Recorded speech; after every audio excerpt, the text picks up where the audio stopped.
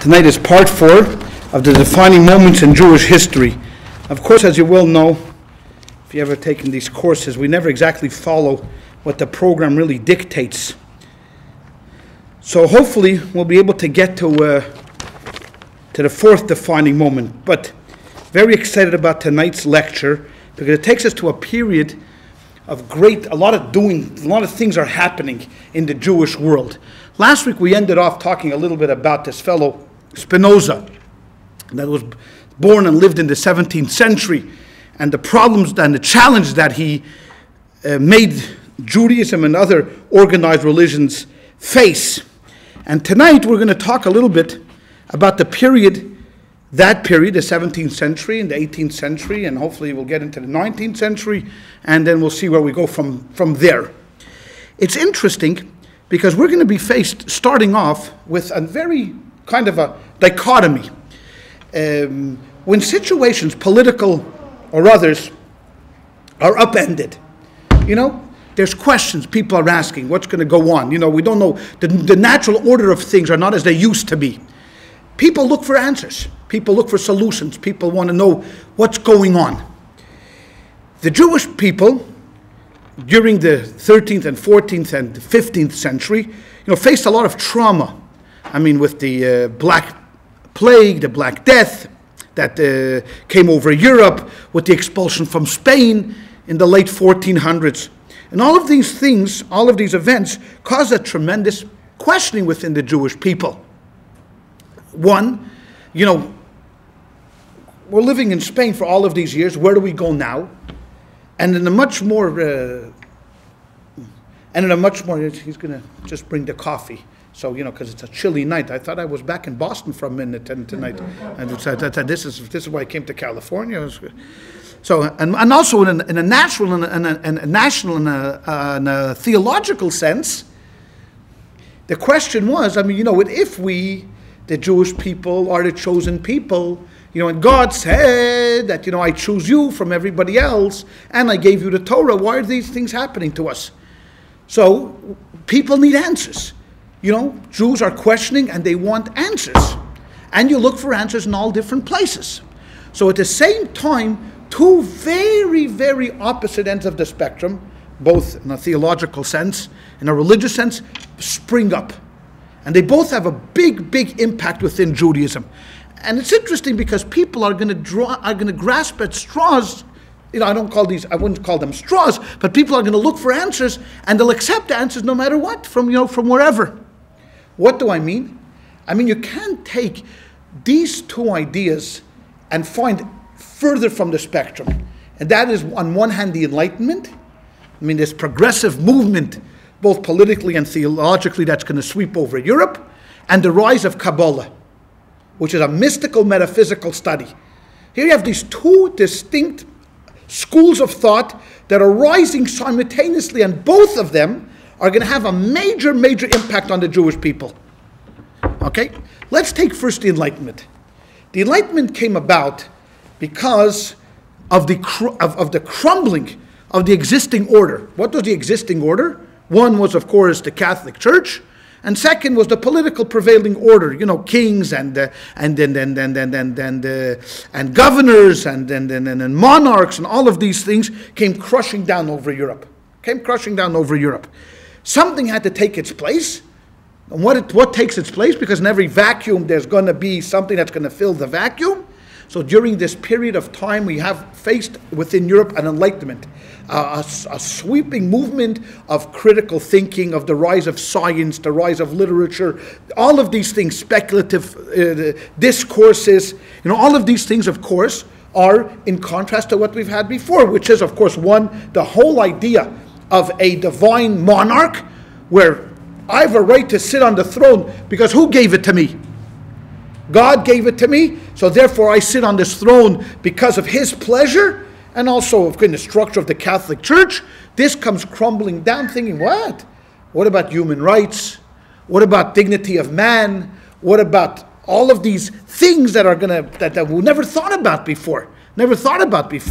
And also, even religious inquiry. I mean, science, Galileo and Copernicus and all of these guys, brought questions and forth, and eventually Darwin, with the theory of evolution, etc., etc., etc. So, Europe is changing. Europe is changing. The Catholic Church doesn't hold anymore fort. Right now, there's two types of Christianity, and within Protestantism, there's many different types of Protestantism. So again, it loses its stronghold on Europe. And of course, great wars are fought in the 30-year war between the Catholics and the Protestants, and eventually, Europe kind of settles down, and the Jews benefit from this primarily, in the sense that, with the crushing of these monarchs and all this idea of this divine inspired kind of government, Jews are given some rights. Jews are given rights. Now, who is the first country to give Jew rights in Europe? Is France, which is interesting. I mean, we never think of France as being the one that's going to be the vanguard and being up there, but France is the first country to give Jews rights after, of course, they knock off the worst Louis, who was the Louis XIV, was worse than Louis XIII, and he was the worst since Louis I, right? He was a really, really bad guy, and we know the late 1700s, the French rose up and they stormed the Bastille and they overthrew the monarchy and they established a republic, which wasn't that good to anyways. I mean, there were Robespierre and the guys killing everybody else who killed the killers, and then the killers killed the killers who killed the killers, and they kept killing and killing and killing until the short little guy came around. And what was his name again? It's a really short guy. Oh, what was his name? Napoleon. Oh, Napoleon. At least his name was Napoleon, but he definitely had the complex, right? He had the Napoleon complex, where he'd always put his hand in his thing. All these legends that rose up, about Napoleon, and all of that stuff. And Napoleon was actually good for the Jews, and he gave Jewish rights, and there's many legends, and about Napoleon. But that was basically how Europe was going. I mean, out with the old, in with the new. The Jews are given rights. And they find themselves citizens and more citizenships, and it's grand. They're allowed back into England, and now everything is going hunky-dory. Now, don't forget that with freedom and with citizenship and with the Enlightenment, Judaism has different challenges, right? And the challenges are not anymore, can we live as Jews? And the challenge is, why should we live as Jews? Why? I mean, now, with all this inquiry and the Bible not being held to this highest, esteem as it used to be, many Jews said, hey, why not? Look at these guys, like like we talked about last week, about Spinoza. Spinoza says you guys are crazy to follow all of these ancient laws. They're nothing more than legends and things. It's silly. So Jews are faced with that kind of a challenge. And we'll see later on how they're going to answer to that challenge. At the same time, all of this is happening. The spectacle, this skepticism and the inquiry into science and all of that stuff, is the rise of Kabbalah, and that which is kind of the rise of metaphysics, mysticism. Kind of a study of the outside world, spirit, not of this world. Because why? Because again, if you're down and out and you're being kicked around, and you say to yourself, why is this happening to me? So either you overthrow the existing order, or you find some other underlying theory that, it must be all worth it. There's got to be a reason why this is happening to us. It must be all worth it. And Kabbalah came along to answer that very question. The Arizal, I'm not sure if I mentioned this last week, we talked about him a little bit. He lived in the 16th century in Svat, said, why Jews are being dispersed all over the world? You know why the exile of Spain came? Because God loves us so much, because He has sparks flying all over the world that we need to repair. We need to find all of these sparks, these little spiritual things that are all everywhere. It's only we can do it. Nobody else, only a Jew can do it. So therefore a Jew has to go to Argentina and Uruguay and Paraguay and Brazil and Ecuador and Costa Rica, everywhere throughout the world. And in those places they gather all of these sparks, and they repair the world. They make the world whole again. Oh, so this is again an answer to the very question that we asked before. Why is this happening to us? So there's many ways that we can answer this question. One is we throw off the mantle of Judaism. We say, you're right. The reason why this is happening to us is because we've been stubborn and we've been different and we haven't been following everybody else. Now it's time to forget about it, so I'm going to embrace the Enlightenment movement. And if and everybody would give up just the silly thought of religion, then what would happen? Peace. There'd be peace, right? There'd be peace on earth.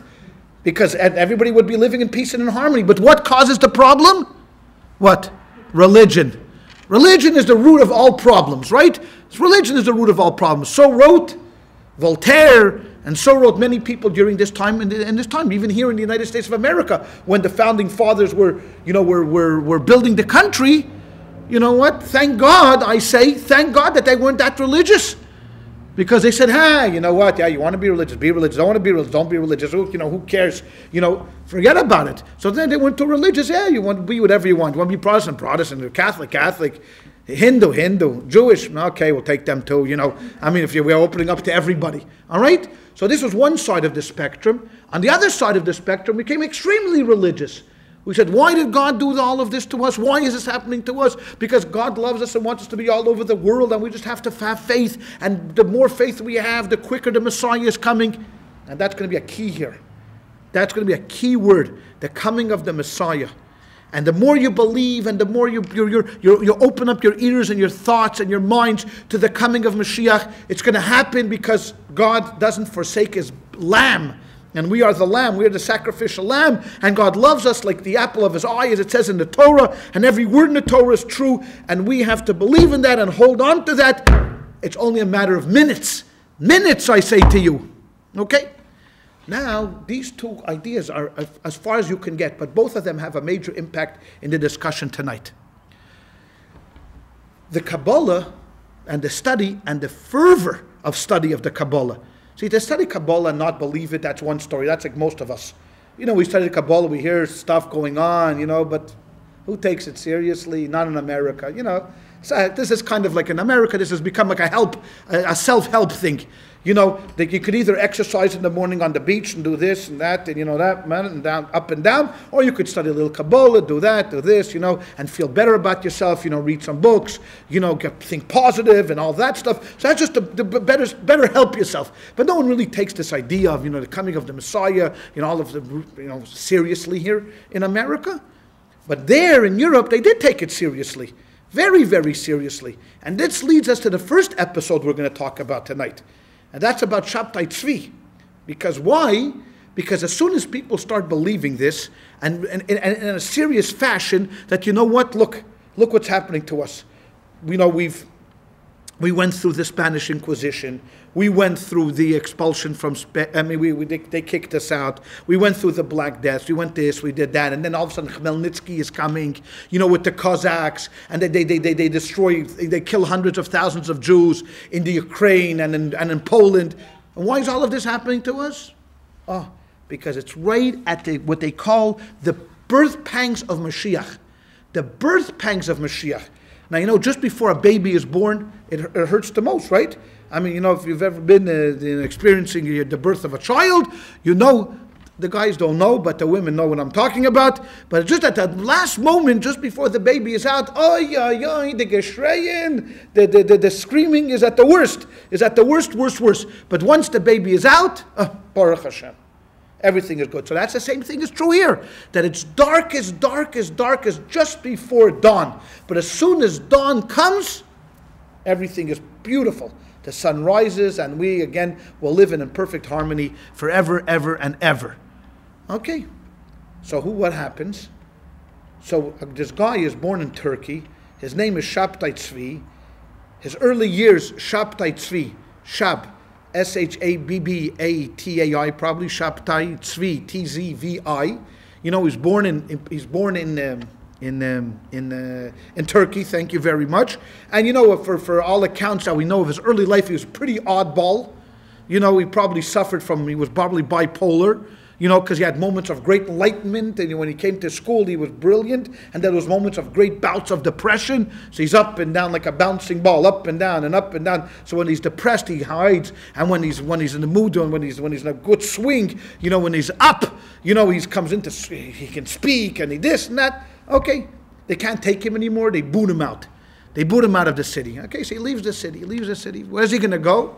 He can't stick around in Turkey, so he goes where every other Jew, when they're finally forced to make exile, where do they go? Where Meir Lansky tried to go, where? Israel. Of course. He goes to Israel. He comes to Israel. He sits in Israel. He ends up finding the guy who's going to revolutionize Judaism at this time. His name was Nathan of Gaza.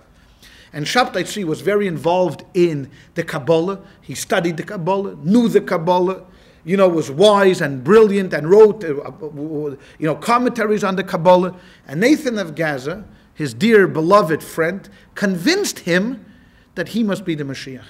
He's got to be the Mashiach. That's it. You're the Mashiach, Shabtai Tzvi. Now, like any story in history, if they had a discussion in a cafe in Jaffa somewhere and he tried to convince him he's the Mashiach, believe me, you know how many times people have tried to convince me I'm the Mashiach? None, zero. Then I'm just saying none, never. No one ever tried to convince me. I'm still looking for my Nathan of Gaza. But here was two guys who are a little delusional. But you have to understand the milieu of where we are in history and what they're talking about. Shabtai Tzvi, day after day, is listening to this Nathan of Gaza, and he's telling him, no, you're the Mashiach, you're the anointed one, this is who we've been waiting for, yes. And he buys it. So what? Who cares if he buys it? So one nut is convincing another nut that he's the Mashiach. I had this all the time when I was a Chabad house rabbi in Boston, and we were living in Boston. So every month I had the Jesus of the Month Club, I called it. Because every month I would find another guy would show up and says, I'm Jesus. I'm the reincarnation of Jesus. So what do you want from me? I should announce it to the world. Like I should be the Paul of the thing. Yes. And most of these guys needed, not most, all of them needed serious mental health. There's a mental health issue. So here also were two guys, one convincing the other guy that he's Mashiach. The other guy buys it, and you could see them walking arm in arm down the streets, maybe even skipping along, thinking that one of them is the Mashiach and then the other one is going to herald in his coming. Okay, so who cares? You go downtown here, any big city in America, you'll find hundreds of these people convincing themselves that they're the Redeemer. Lo and behold, Nathan ben Gaza starts writing letters. Nathan starts writing letters and starting to say, hey, you know what? Mashiach has come, and this is Mashiach, and Shabtai Tzvi starts traveling around and giving lectures. And you know what? People are buying it. People are absolutely buying this whole idea that Shabtai Tzvi, this lunatic from Turkey, is actually the Mashiach. It's crazy. And if you don't believe me, you can read a book by the great Kabbalah professor of Hebrew University,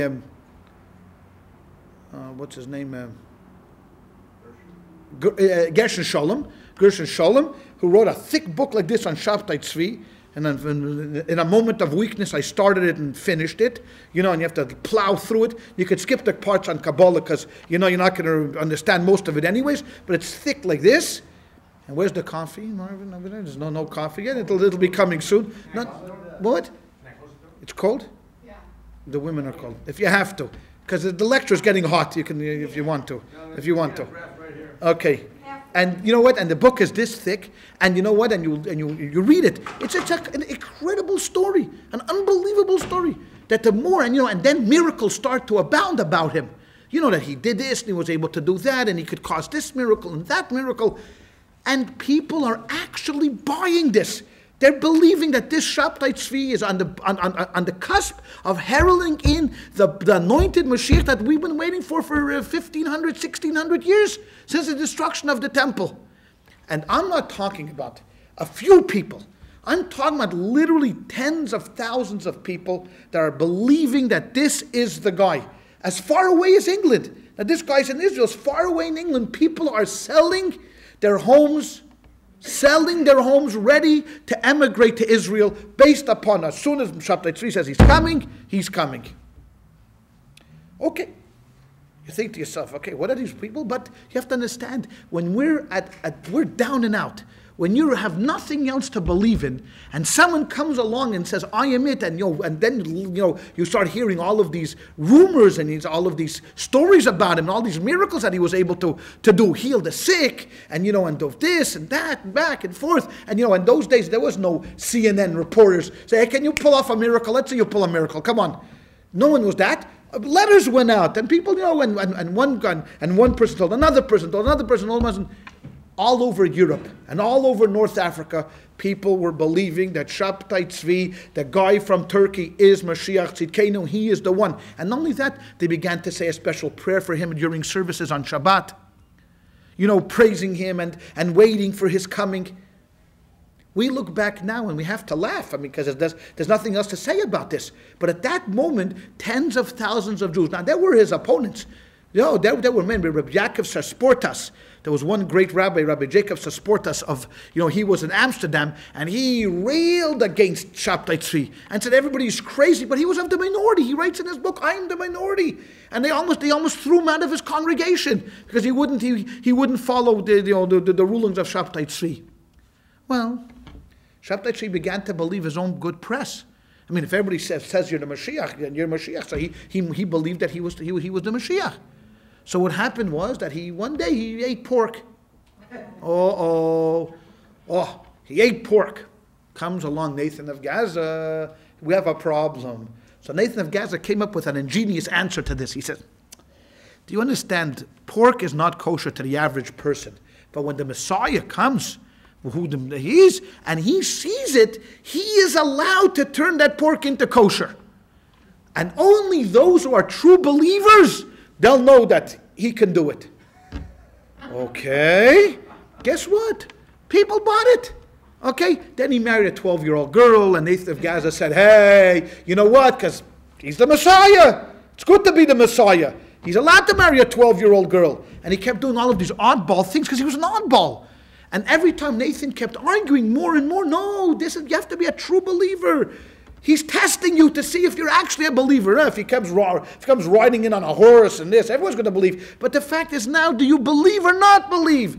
That's the question. Well, every movement comes to what they call to a point of no return, where you have to TOT, as they say. I didn't want to say it because it's recorded for posterity, but everybody knows, okay? Now we've come to the time when we have to either make a move or don't make a move, right? So, Shabtai Tzvi goes, and who ruled Israel at that time? The Caliph in Istanbul and Constantinople. So he drives up there, he goes in there to Istanbul, and goes up to the Caliph. And this is Shabtai Tzvi with his whole retinue, and gets to meet the Caliph, and buttons his button, and he says like this to the Caliph, and he says like this, listen, Caliph, I am King Messiah, and I've come here for an offer. I would like you to give to me Jerusalem, because I'm heralding in the coming of Mashiach, and I want Jerusalem so I could ride in there glorious and victorious. And we'd like you to do that. So the Caliph said to him like this, and it's recorded because there was a tape recorder there, and he said to him like this, I want to give you a counter offer. All right? Okay, he was listening, counter offer. He says, how about you convert to Islam, or I chop your head off? Okay? So Shabtai Tzvi says, let me think about it. And in 5 seconds he says, did I ever mention how much I love hummus and Muhammad, by the way? I'm telling you, I just love that Muhammad. He is a funny guy, all right? And just like that, he converts to Islam. Well, you could imagine the great disappointment of the Jews who put all of their faith in this nut, thing that he was Mashiach.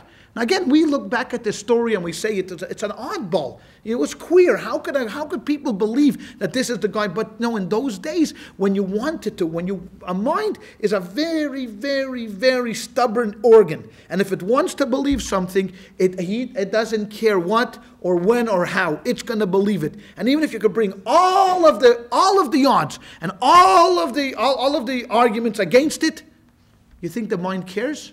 Absolutely not. It doesn't matter. And you sit in wonderment, why can't I get through to this person? It doesn't matter. Shabtai Tzvi is Mashiach. Well, Shabtai Tzvi wasn't Mashiach.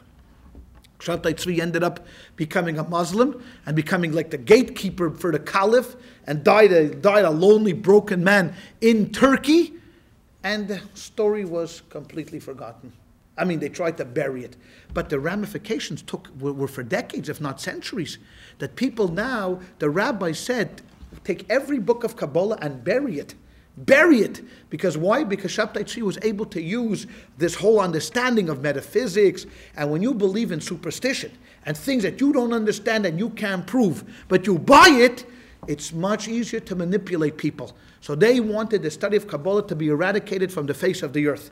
Not for everybody, but certainly for the Hamoinam, for the common purpose. I mean, there were always rabbis, select few that would study Kabbalah, but for the average guy, forget about it. Bury the books of Kabbalah. And they would be buried for about 100 years until someone else would come upon and reinvigorate the study of Kabbalah. But for this time now, that ended that period. Now that's such an unbelievable story. I mean, again, if you want to have a good grasp, get Gershon Sholom's book, take about 2-3 weeks off of work, and sit home and do nothing but read through that 1,000-page tome that he wrote over there, all of that stuff. But it's a fascinating story, and it's one that it's still, every time I tell it and every time I think about it, I'm just like shocked out of my mind. How could this happen? But it happens. It absolutely happens, and it happened. And even for I would say for a good century, he still had followers. Thank you very much. I really appreciate it. Even for 100 years after he was dead, there were still people in Europe and other places that believed that Shabtai Tzvi was the Mashiach. Sabbateans, they were called.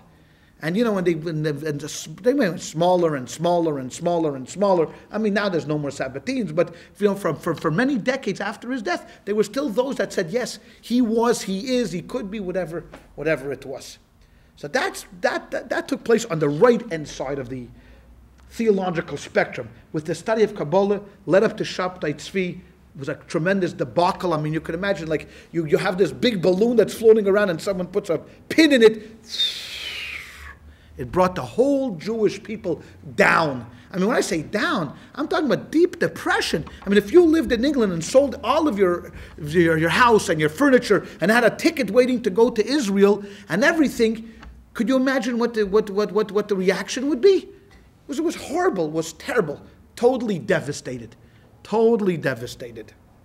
Was there a question here? Yes. Go ahead. I just wondered how long that era lasted with Shabtai Tzvi probably was, I would say he was born probably in the middle, I think 1666 probably was the watershed point. So he must have been born like in the 1620s. This episode lasted probably to the middle of the 1700s. Where his followers kept going until that time, slowly but surely. But it took a while. Listen, it's not easy to shake such a movement. When you have tens of thousands of people that buy into this, even after he died, even after he converted, there were people that still believed in him. Because what was it? If you keep saying to yourself, oh, no, this is only a test. This is only a test by the emergency broadcast system, and it's only a test, and don't worry about it, and we're going to go back to regular programming in a minute, and everything you think to yourself, yes, this is right, this is true.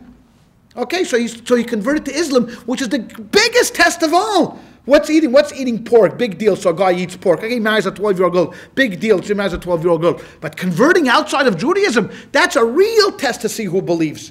And there were some people that even believed this. And he wasn't the last of the messiahs either. There was a fellow, Jacob Frank, that came along that said he was, and people wanted to buy it. They wanted very much to believe, because you know what? You will notice, because when you're down and out, you see, it's hard to relate here in the United States, because we haven't come yet to a situation when we don't see any hope, we don't see any future for us personally and for us as a community.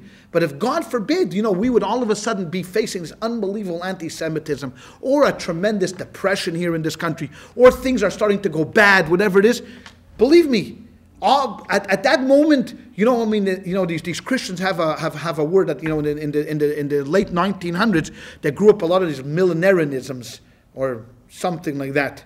What was that? That before the end of the millennium, the world is coming to an end.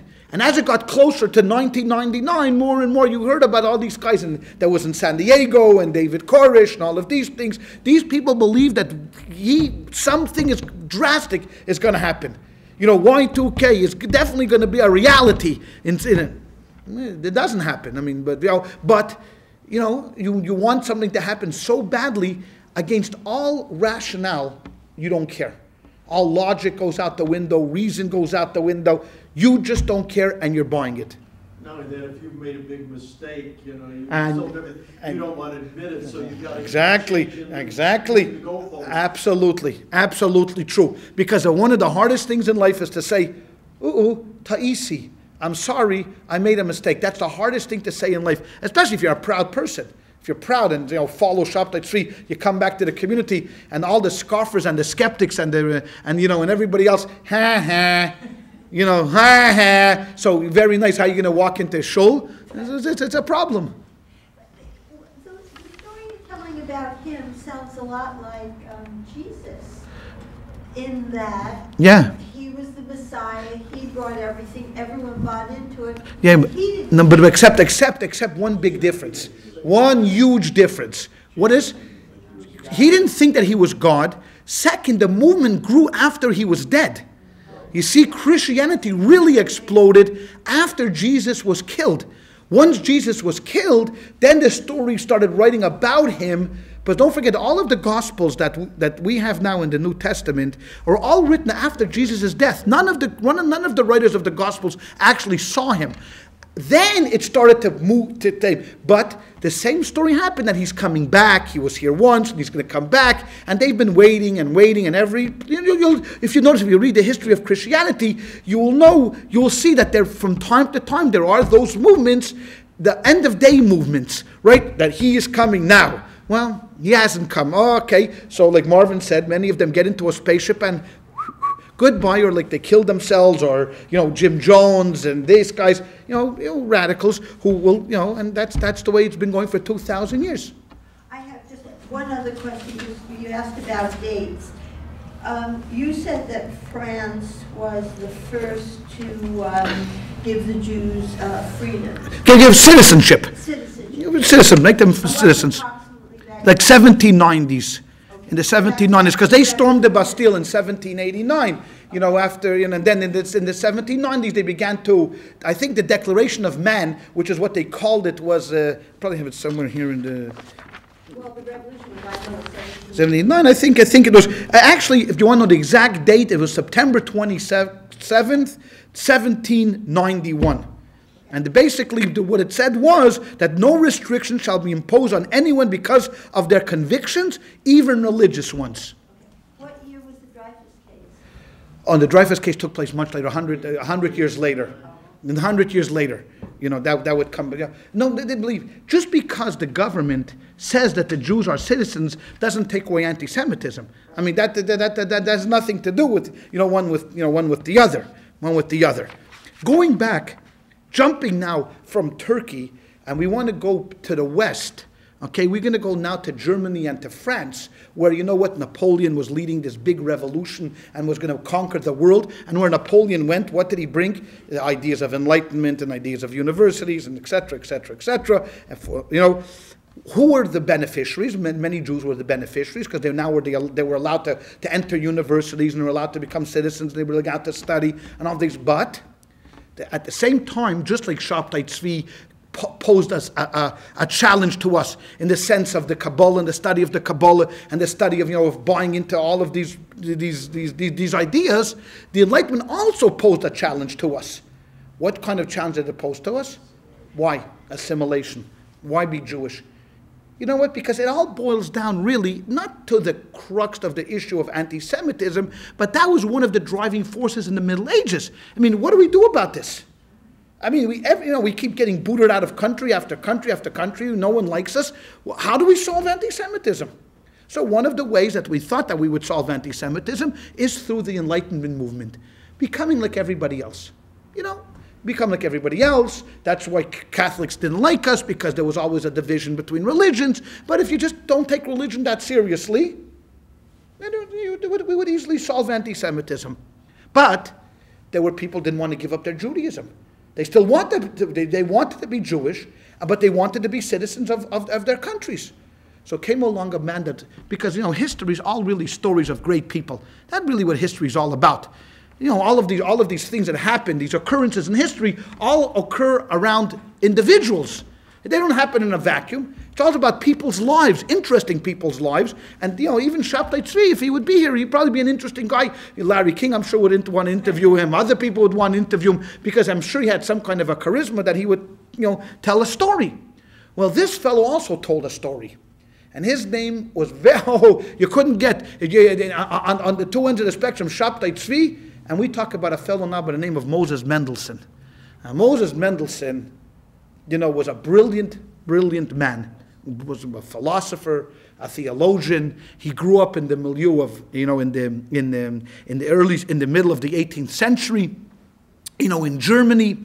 And he was a completely Orthodox kid, and his father gave him a good grounding in Judaism, and he studied the Talmud and all of these things.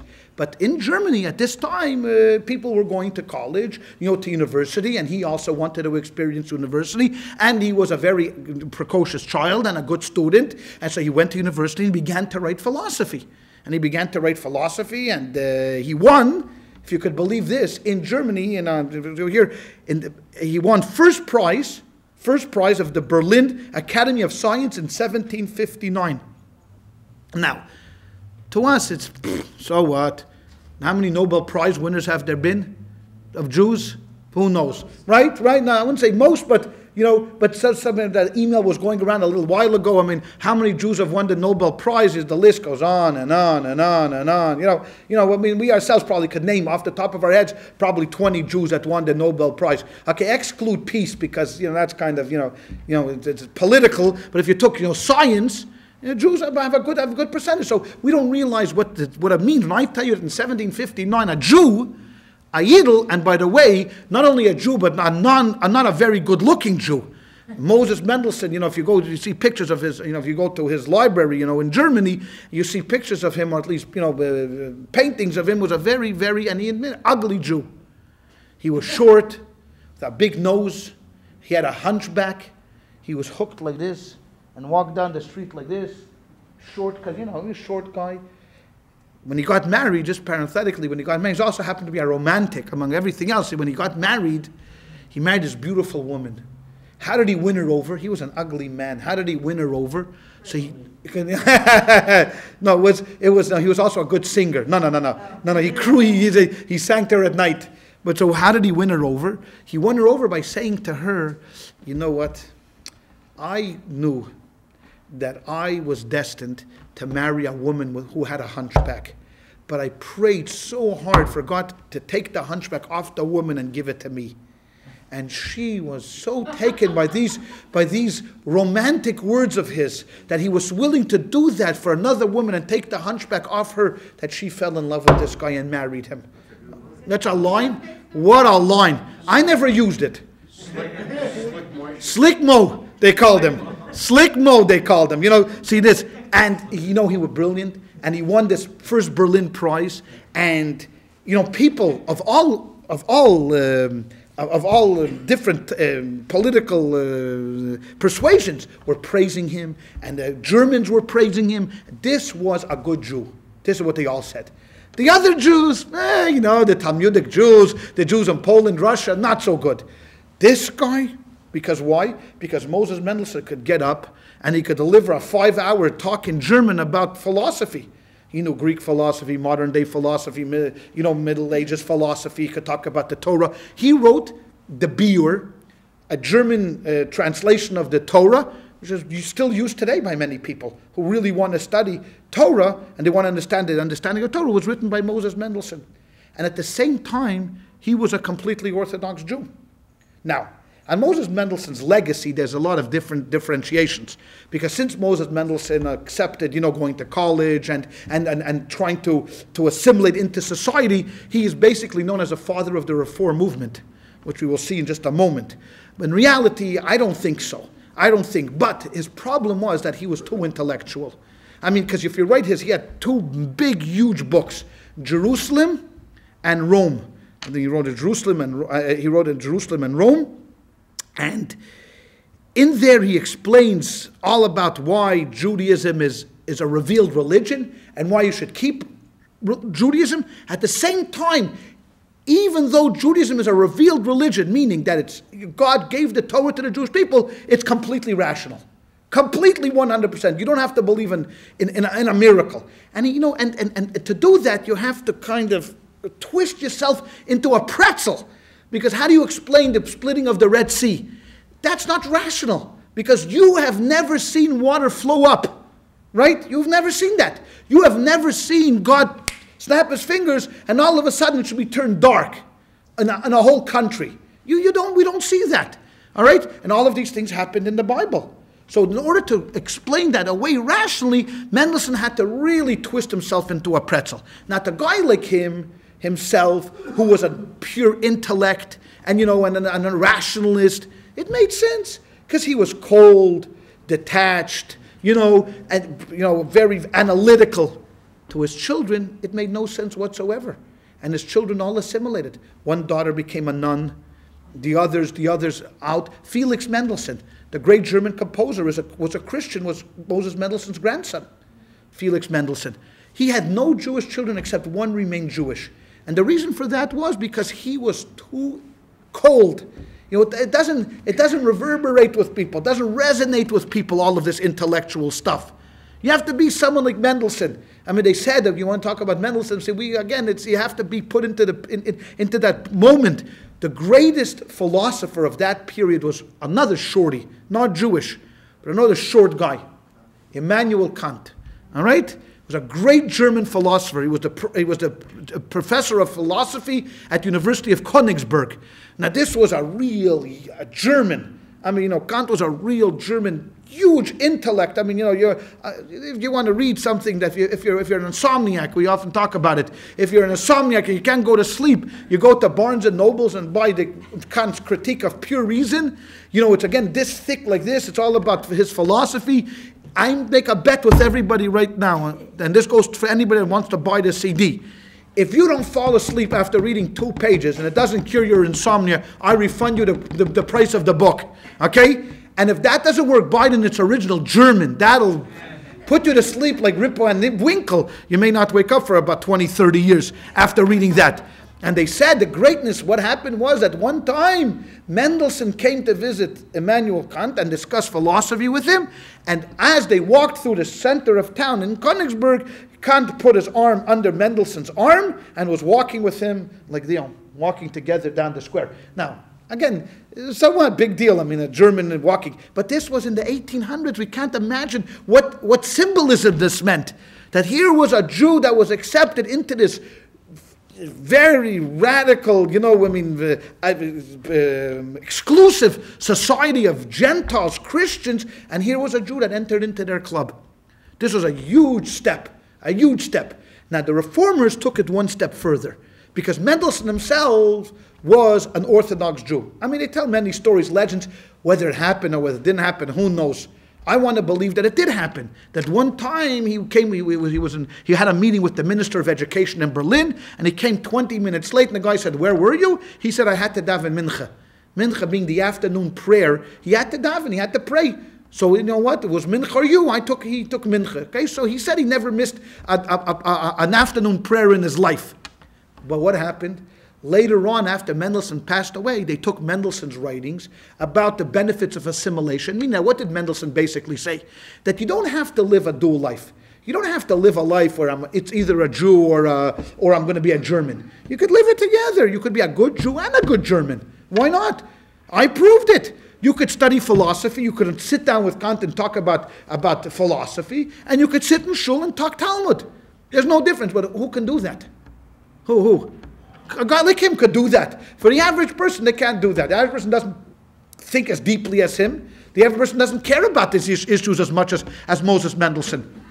What the Reformers did was take it one step further.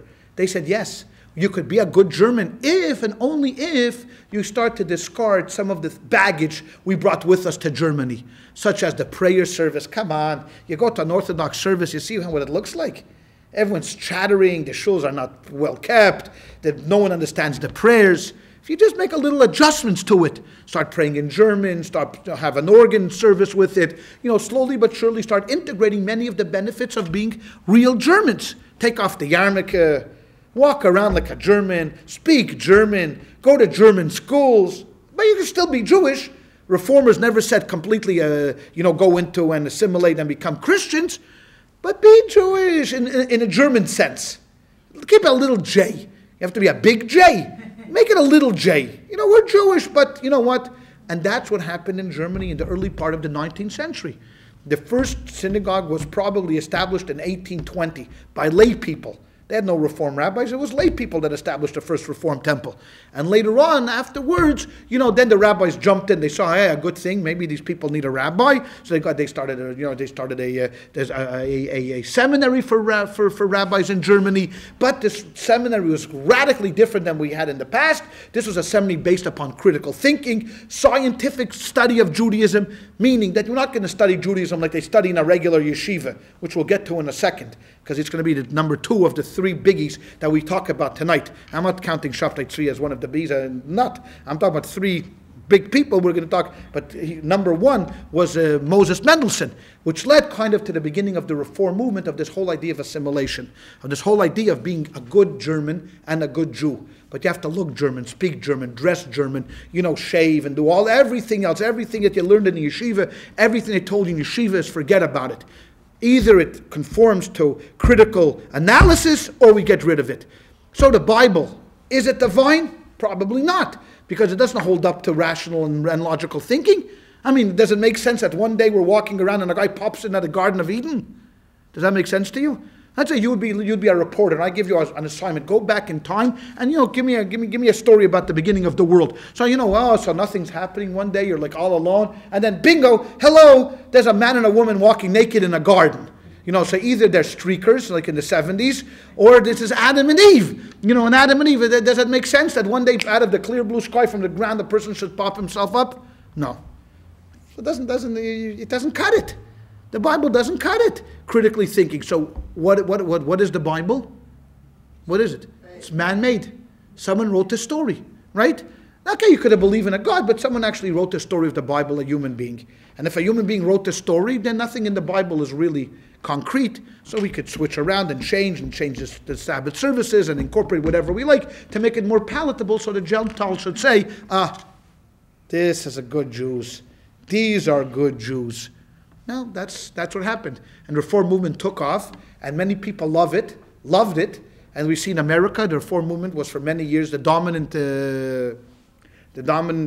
part of Judaism, stream of Judaism, probably still is. If you have to say an American Jewry, you probably have to think about the Reform Judaism as being number 1, although by sheer numbers, I think Orthodoxy will probably overtake them soon, because, just sheer numbers of births, and of assimilation, and all of that stuff. But that's basically how it got off the ground and how it started within Germany. And from Germany it spread here to the United States. In Europe, in Eastern Europe, later on they would have what they called the Haskalah movement, the Enlightenment movement, but it wouldn't penetrate into Russia or into Poland like it did into Germany. Because Germans always prided themselves with being intellectuals, rational people, so Reform, took off.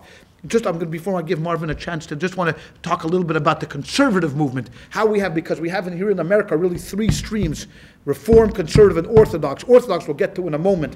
But here Conservative was a branch off of not of Orthodoxy. Conservative was not a reaction to Orthodoxy. Conservative was a reaction to Reform, because Reform was too much already. They already went too radically to the left. So there were rabbis that said, whoa, hold on a second, let's put the brakes on this. You don't want to pray in Hebrew anymore? You want to take it all Hebrew? So they said, okay, you know what, this is too much for us, and they formed their own seminary called the Conservative Seminary that basically tried to blend the best of both.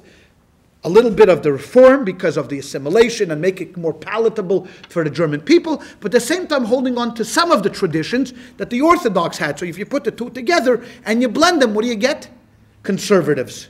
Okay, it doesn't make much sense here in America, political situation, but that doesn't matter. We're talking about conservatives being middle-of-the-road schizophrenics, basically, because you never know who, are they this, are they this, are they this, are they this, but that's basically how the conservative movement, started, in Europe and then translated its way over here to the United States. Marvin, I'm sorry, before I go on to Eastern. Would you address, do you think that the Reform movement was to make it more palatable to the German non-Jews? or to make it more palatable to the German Jews who have become enlightened and they consider themselves so rational that they don't believe all of this. And this was basically for them, but not necessarily to make them more acceptable to the non-Jewish Germans. I think there's a little bit of both in there. I think both of those statements are true. I think one leads to the other. Because you know what? I mean, why does a person assimilate? A person assimilates because he wants to find favor or wants to, move up in society. So in society, you have to have that perfect situation that society says to you, you know what? We've come a long way as a German society. So a Jew who 10 years ago or 15 or 30 years ago could not come into the university, we allow you to come into the university. That has to be the numero uno kind of an idea. So the Gentiles of the surrounding of the vast majority of the people living have to make it feasible for step number 2 to happen. So if that happens, because if the Germans had said, you know what, you don't come to our universities, don't come into our cities, there would never be an opening for reform movement to happen, because as long as you're in the ghetto and keep you in the ghetto, who cares about being like everybody else? But once they swing open the doors of the ghetto and they say, come on and join us, then all of a sudden the Jew in the ghetto thinks, well, if he's inviting me to join him, means I want to look like him and I want to be like him and I want to be part of him because it's something I want to aspire to. They always said that why in Russia did the Haskalah movement not catch on, the Enlightenment movement not catch on as fast as it did in Germany? Because no one was interested in being a drunken Russian peasant, pardon the expression. Because what were the Jews surrounded by whom? Peasants, Russians, Polish peasants, Russian peasants. So who cared about those guys? Did I want to wake up one day and say, oh, I wish I would be like Vladimir, a guy that gets drunk, beats his wife, is a water carrier or a wagon driver? No. So it took them much longer to penetrate into Russia to show them the advantages of assimilation. In Germany, with the German, oh yes, I want to be like Gustav, or I want to be like the other people in Germany. So I think a little bit of both comes into play at the same time. Which drives it? I think what drives it is this appeal to be more like the Germans. Without actually overstepping the boundaries of converting. Because we will see throughout history, there's still going to be pressure. Even as much as they embrace us, there's always going to be that pressure in Europe that if you want to really make it, you can't as a Jew. You have to become a Christian. As much as Mendelssohn and all of those reformers really, really tried, the bottom line is, one of the better examples is Gustav Mahler. Where Gustav Mahler wanted to really conduct the Vienna Symphony, could not do it because he was Jewish. She just converts, yeah, big deal. But this guy, that guy, don't eat fish on Friday. Eat fish on Friday. Doesn't make a difference to me. So therefore, you'll still feel, even with all of the assimilation, but I think what drives it is the openness of society has to come first. Then the Jew wants to aspire and to move up in the culture. So therefore, the movement starts to grow to say, hey, you know what? Look. Here's something that we want to aspire to. So therefore, our services, we want to remain Jews, need to be more palatable, to the Germans. So I think first, if we wanted to say what came first, I think assimilation, and then the reform movement trying to kind of catch a ball, to say, hey, we can do it, and we could still remain Jewish at large, because you give them options. You see, prior to this, if a Jew, let's say in the 9th century, like an average Jew in the 9th century, there was not an opportunity for a Jew to move up in society. Why? Because they didn't let him. Jews were forbidden to move up in society. So you had one of two choices. You either sat in the ghetto and burned, because you said to yourself, I can't do what they're doing. Because the only fact is because I'm a Jew. So you sat there and you just simmered for your whole life, or you converted out. You said goodbye, like we talked about last week about the turn of the millennium, and when Rabbeinu Gershon lived. All right? There was not a choice of doing both. You could be an assimilated Jew. What do you mean an assimilated Jew? There was no assimilated Christians, at that time. You either were Christian or that's it. Here, what Germany afforded the Jewish people and what the Enlightenment afforded the Jewish people, You don't have to walk with a yarmulke. You don't want to walk with a kippah, with a tzitzis on the street. You could walk and look and talk and, he walks like a German and talks like a German and is a German. Hey, come on. When the lid comes off, who wouldn't want that? Look at the United States of America. The United States of America is exactly the same idea. That's why I think reform blossomed here in America, because Americans gave Jews the opportunity to do whatever they like to do. Because you know what? When they first came to America, the United States, the reformers were already reformed. Now, if they had not found in the United States a willingness to allow people to worship as they please, if it would have been, let's say, for example, I'm only speculating now, and I'm not saying this is completely, I worked this out completely, but if the Puritans had established this country, the Puritans would have established this country, not with the Declaration of Independence, but this would have been a real Christian country, a real strict Protestant country run like some Puritans want to run it right now. I don't think the Reform movement would have had an easy time here in the United States. It would have been much more difficult. Because why? Because the opportunities would have been very narrow. Here, when you came to this country, you know how many different sects of Christianity have blossomed in the United States of America? How many different types of Christianity? Hundreds. We don't even know, but from the Mennonites and the Anabaptists, and I once read an article here, I think there was well over 1,000 different sects of Christianity here in America. We think we have problems. We always laugh, 2 Jews, 3 problems. 1,000 different sects of Christianity have come through the United States of America. Why? Why the United States of America? Because freedom. Because we don't care. Bottom line is we have a separation of church and state. So if I want to run around and jump on my left leg on a Tuesday afternoon and go, do that, and that's my religious service, I am protected by the Constitution, and no one could say no to me. And if I convince 1 million people to do it likewise, guess what?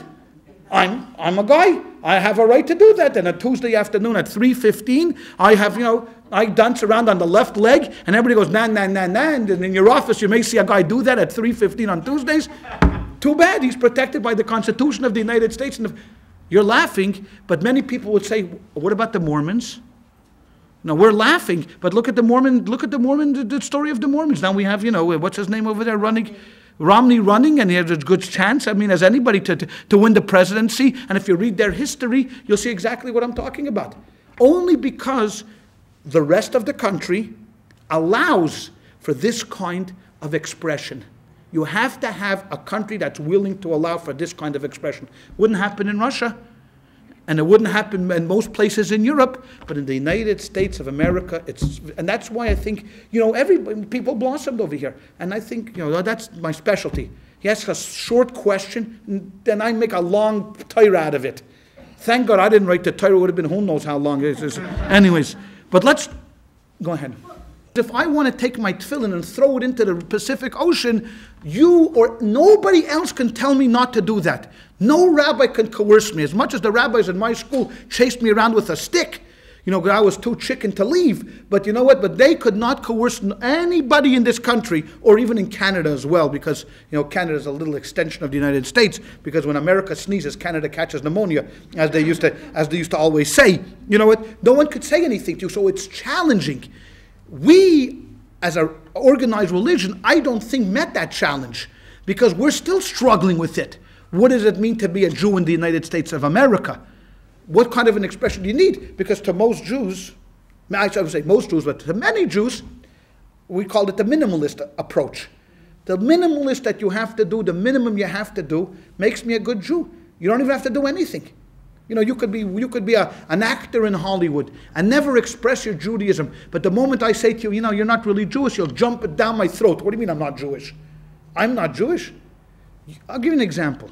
Michael Douglas, is he one of the first and foremost advocates of Jewish causes in Hollywood?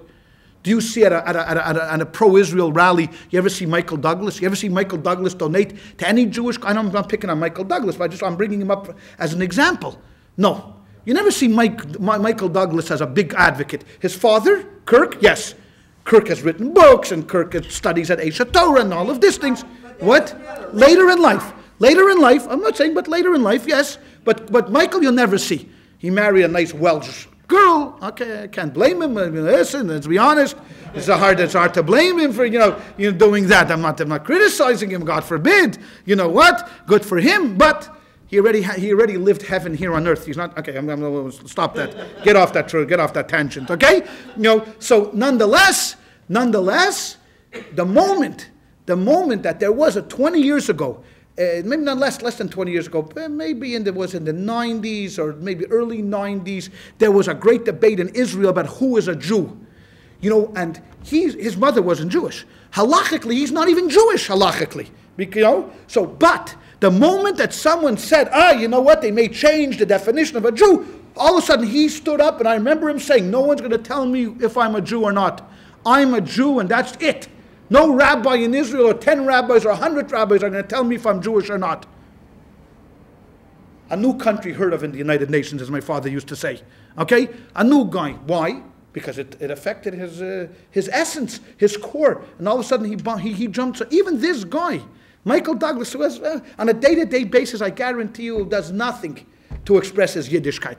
Yeah, watch. He puts on tefillin every day, kisses the mezuzah, benches. No, probably not. But nonetheless, he still feels Jewish in his heart. He is challenged also by assimilation, or not challenged by assimilation.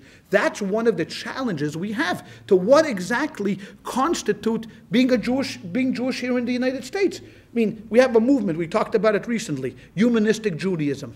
Jews that don't believe in God. They don't believe in God. This is a cultural Judaism that doesn't believe in God. Now, by extension, you know what that means if you don't believe in God? It means the Bible is not true. You have no right to settle in the land of Israel except historically. I mean, you have no religious right to settle in the land of Israel. There's no holidays, because what are the holidays? There are a bunch of hocus pocus marocus things coming up. Eat matzah, but yet they have synagogues and they have rabbis and they express themselves, Jewishly, and they're very Jewish and they think Jewish and they support Jewish causes. Only in America, I say. Only in America. This will never happen in Iran. It'll never happen in Indonesia. It's never going to happen in Libya or Morocco. Only here in the United States of America could this happen. Because why? Why? Because we as the people of the United States allow this to happen. And therefore I say we have to be very vigilant. I mean, I'm going off on a tangent here. But we have to be very vigilant because these rights benefit us. I'm happy that they're humanistic Jews. Would I rather have no? Would I rather have a government say, no, this is forbidden. You have to believe in God. No, forget about it. I want the government to get off our backs, and I want to protect all of those freedoms, even if it means there's humanistic Jews, which I completely disagree with them. I mean, to think that a Judaism without a God. But that's what happened over here. It all started here in Germany. Now, Germany was going to take a different turn, because Germany would become very anti-Semitic later on. And even in that century, they become anti-Semitic. Forget about what happens in the 1900s. But even in the 1800s, Germany takes a turn to the right. Because as soon as nationalism pops up, don't forget, we're not very nationalistic. And we're proud to be Americans, and no one's going to tell me if I could watch a Super Bowl or not. But you know what? We're not fanatical nationalists like Russia. Russia 2 days ago had this rally of a couple of thousand people screaming death to the Jews and kill the Jews. Russian nationalists, and get out the anti-immigrant population. Which leads us perfectly into the next segue, because I want to talk about Russian Jewry for a second. Because we talked about the reform. What about orthodoxy? So orthodoxy could be, in this milieu, could be really described by two great leaders who would come to loggerheads against each other. One of them is Rabbi Elijah Vilna, known to many as the Vilna Gaon. The Vilna Gaon is number 2 of the 3 great people. Now, he represented what we call today super Orthodox Judaism, or ultra-Orthodox Judaism. I mean, to him, there was no black, there's no gray areas in life. This is black or white, my friends. You're either in or you're out. You're either a student of Judaism or you're not a student of Judaism. There's no assimilation. No, this doesn't work for us. Here, I'm going to ask a tough question. Elijah Vilna lived where? Russia. Oh, thank you very much. Oh. Okay? It's like, when I was a kid, my teacher asked, and how long, who's buried in Grant's tomb? How long was the 7-year war? What color was Grant's white horse? Okay, all these great, difficult questions. So Elijah Vilna lived where? Thank you. He lived in Vilna. Vilna is part of Lithuania. Okay? He was a man that was completely dedicated to his cause. And what was exactly his cause? study. Talmud study. That was it. End of discussion. Judaism begins and ends with study. Talmud Torah K'neged Kulam. If you take a siddur every morning, we say there's many great mitzvahs, many great commandments we do. We visit the sick, we comfort the mourner, we support the poor bride, we bring peace between man and wife. We do all of these things. But Talmud Torah K'neged Kulam. The study of Torah equals everything else. When you study Torah and you're a Torah scholar and you understand why Hashem gave us the Torah and don't speculate too much into philosophy, we don't care about philosophy, who cares about Spinoza? Two on him, a pox on his house and a pox on that guy's house. Nobody cares about that. This is what life is all about. And there weren't really yeshivas in his times, because the yeshiva movement that we know today, what we call yeshiva, only started by his student Reb Chaim of Volozhin. He started the first Volozhin yeshiva, and then what's a definition of a yeshiva? Yeshiva is where students came to live. Many people before then just moved to Vilna, and they would come and the Gaon would come out on Thursday or Friday or Sunday and would give a lesson, and everybody would sit around and everybody would disperse, go home, go find your own accommodations. Actually having a building where students stayed and lived and the yeshiva fed them and took care of them, that only started the next generation. But just to give you an idea of what the Vilna Gaon was like, they say about him, now again, legends are interesting in Judaism. Why? Because probably most of them never happened. But they don't tell them about me. That's the thing. Okay, they don't tell these legends about me. And about the Vilna Gaon, they once said about him is he wasted only 2 minutes in a whole year. He figured out that he wasted 2 minutes of time in a year. I waste 2 minutes every 5 minutes. Okay, every 5 minutes I wasted 2 minutes. Another 5 minutes. Okay, here was a man that only was dedicated to his cause, and that was the study and the writing of the Torah. That's it. End of discussion. And people that were connected to him and learned from him and of him and by him, that was it. That was it. And they were the authority, and they were the rabbis, and this was the way things are done, and that's it. And forget about Kabbalah. Don't study Kabbalah. Don't look at Kabbalah. These were called the Litvaks, as we know them today, the Lithuanians part of Judaism, cold, very intellectual. I mean, I'm talking from, okay, we'll soon hear, where I show up and pop up in this situation. But this was the Gaon of Vilna. I know. There's a Litvak here in the crowd, so I'm going to tempt two. Your husband's also a Litvak. Yeah. Well, Lithuan could be German too. Yeah, Lithuan could be German. I thought you're a Litvak or a Lithuanian. No. Those are the two worst. No, I'm just joking. No. The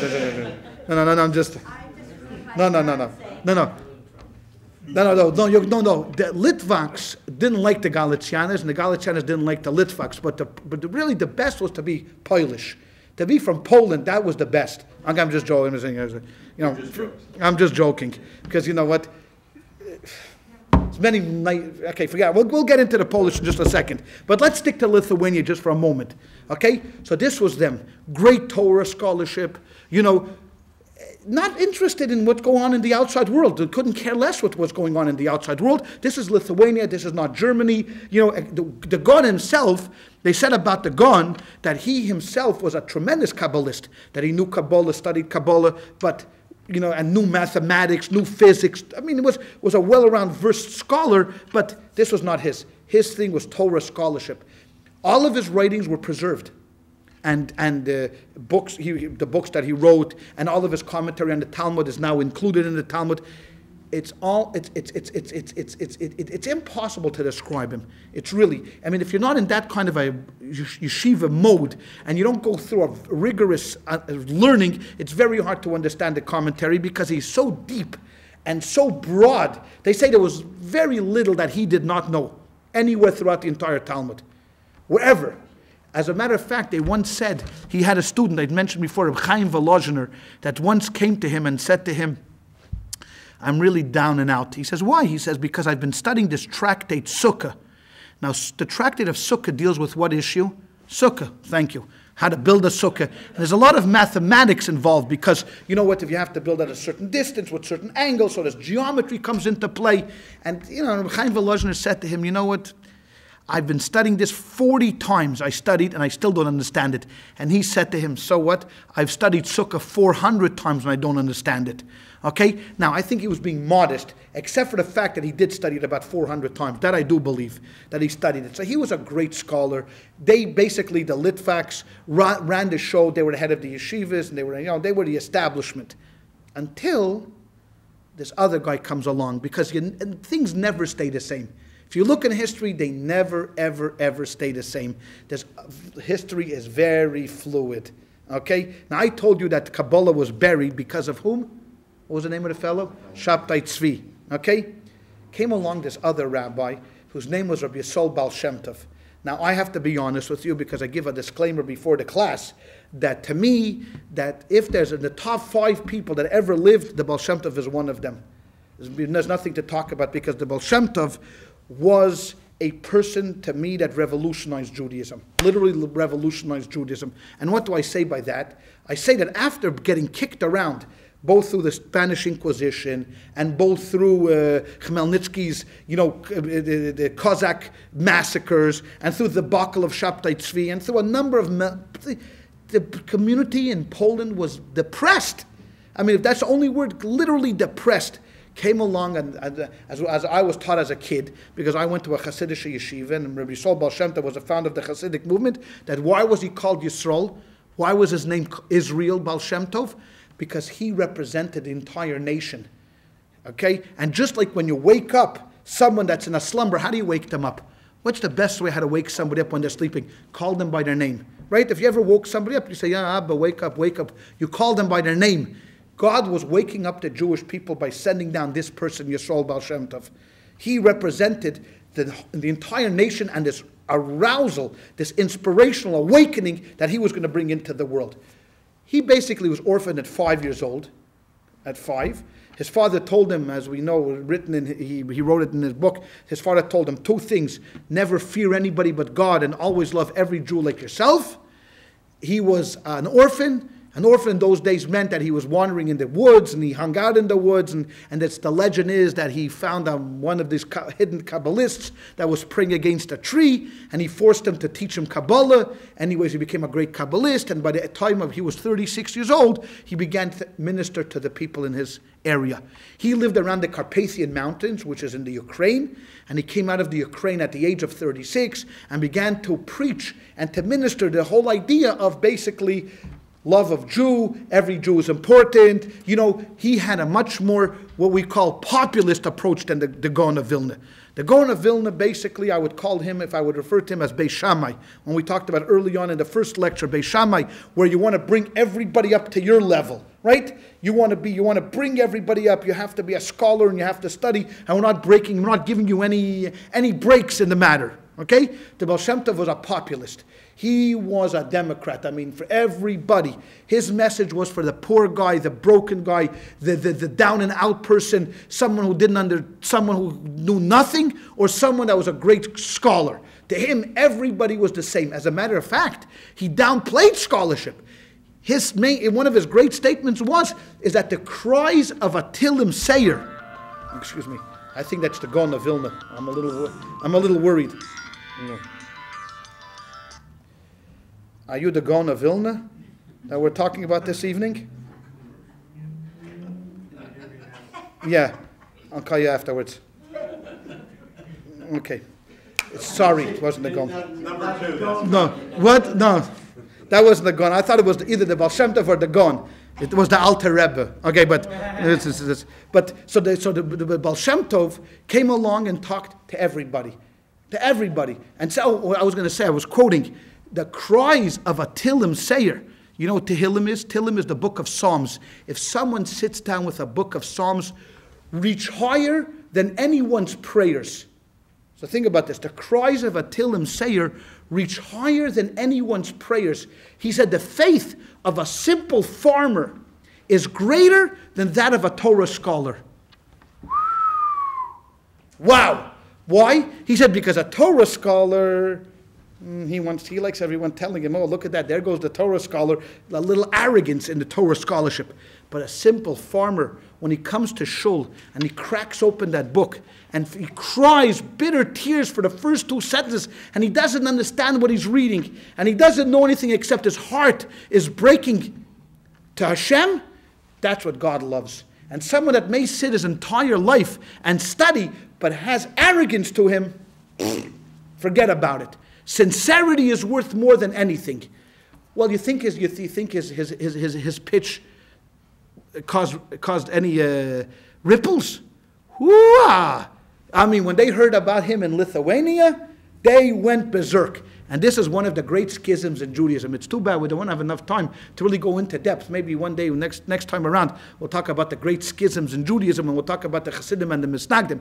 But let it be said here tonight that this was one of the great battles of all times.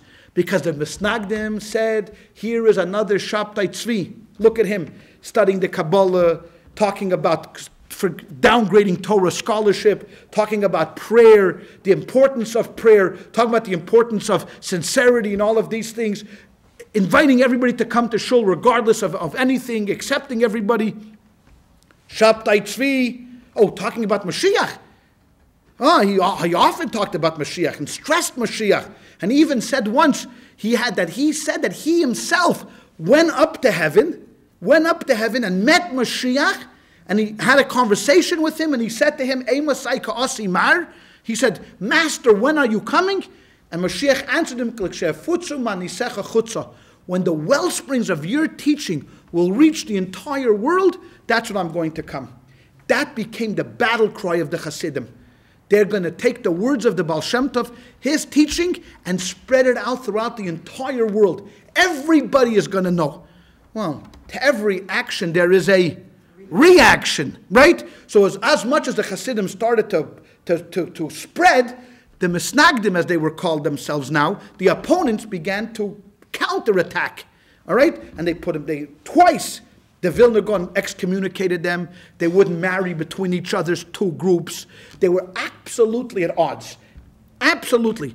Especially after the Baal Shem Tov died and his successor, the Maggid of Mizrich, rose up to power. The war was bitter and nasty. When I'm talking about nasty, I'm talking about if someone converted to the other camp, the parents would tear kriya, they would rent their clothes and sit shiva. You're out of the house. So God forbid if a Misnagid became a Chassid, which was more likely the case because not many Chassidim were converting to Misnagdism because they were ready. But if some Misnagid became a Chassid, forget it. It was over. Now, there were many people among the Chassidim that, just like in any war, you have the radicals, and then you have the moderates, and you have the peaceniks, right? The moderates say, you know what, let's try to accommodate them. The peaceniks say, you know what, let's bend over backwards to give them something. But the radicals say, hey, we got them on the run. There was a fellow by the name of Rabbi Kalisker. Now, Avram Kalisker was a chassid of the Maggid, but he would not bend one iota. Means when he came into a town, and he got up, and they didn't know who it was, and they said, "Okay, would you like?" And they knew that he looked like he was a rabbi. So they said, "Would you like to address the crowd?" He got up there. So if you wanted to bring in a Hasidic message into the crowd, you try to bring it in very delicately, maybe you try to dress it up, like, you can't come in. He would come into town and he would say, "My River Rabbi, my dear friends, you are all wrong. Your rabbis are nothing. They're worse than donkeys. The only way to live is like Hasidim." He would get maybe 5-10 minutes into his speech when they would literally chase him out of the shul and he kept running. But he kept screaming back and then he would come to the window and do that. That was his method. Now, some people like radicalism, right? So even in the shul, if he could gather 2, 3, 5 new people that would actually attach themselves, he had himself a little thing going in there. And then, it would blossom and keep going and keep going. Most of the Hasidic Rebbes were kind of, let's wait till the storm boils down. The Alter Rebbe, the first Chabad Rebbe, wanted to meet with the Vilna Gaon. He said, you know what? If I meet with him and I sit down with him, he'll understand that we're not heretics, we're true believers in the Torah, we're orthodox in every sense of the word, but he wouldn't meet him. He even traveled to Vilna. Well, you have to understand, my whole growing up, as I was growing up in Chabad, all you heard is only one side of the story. Right? There was one side of the story, and that was whose side? The Chabad Hasidim side. The Misnagdim were, forget about it. They were the worst, because even though there's no real battle now going on, there's still in Bnei Brak, there's still Hasidim, Misnagdim, doing it. But you have to understand. I mean, can you imagine tearing your clothes and sitting shiva if your daughter married a Hasidic guy? This was wild. Right?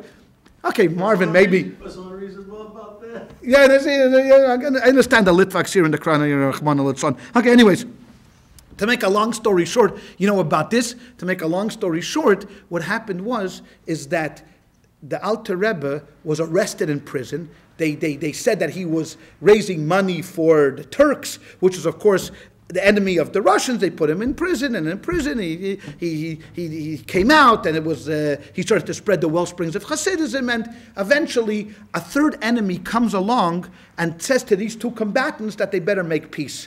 And that enemy was assimilation. So when assimilation finally came to Russia, the Misnagdim and the Hasidim said, hey, you know what? Maybe we shouldn't fight against each other. Maybe we should worry about everybody assimilating out of the religion, and then everything kind of quieted down, and for a long time there was peace. And certainly after the war, after the Holocaust, when both sides were just decimated. I mean, completely Lithuanian Jewry and Polish Jewry and Hungarian Jewry. But just to give you just on a small idea of how popular Hasidism were, they said, I mean, the statistics, I mean, how do they know this? There was no really numbers, but the estimation was, and when he was 36 years old, after 2 years, the Baal Shem Tov was able to gather 2,000 Hasidim. After he was about 38. When he died, he was 60. In 1760, by the time he died, there were over 200,000 Hasidim in Europe. I mean, it just spread like wildfire. Because you could well understand that this was a populist revolution. I mean, it gave hope and inspiration to the people that had no hope and inspiration, that they were down and out, and and teaching and encouraging and living with them and all of that stuff. So you know what? Thank God, one of them was the Alter Rebbe who founded the Chabad movement, not his student, but the student of the Maggid, and that's the way Chabad was founded in Russia till the Rebbe, who was the 7th generation from the Alter Rebbe. So the 7 generations straight go back. So it was actually, we're in the 10th generation from the Baal Shem Tov. This would actually be the 10th generation from him. And what happened was, he was the national founder of Hasidim. When he passed away, there was another national founder. Was a leader, was the Maggid of Mizrich, and after he passed away, then it broke into splintered groups. Then that's how you have Satmar, that's how you have Chabad, Belz and Ger and Vishnitz and Bobov and Karlin, Stone. I mean, a bunch of different rabbis established their own courts. And that's basically how these two streams of Judaism. Now again, both of these streams had one thing in common. I call them the rejectionist stream. Rejectionist to assimilation. They made absolutely no accommodation to assimilation.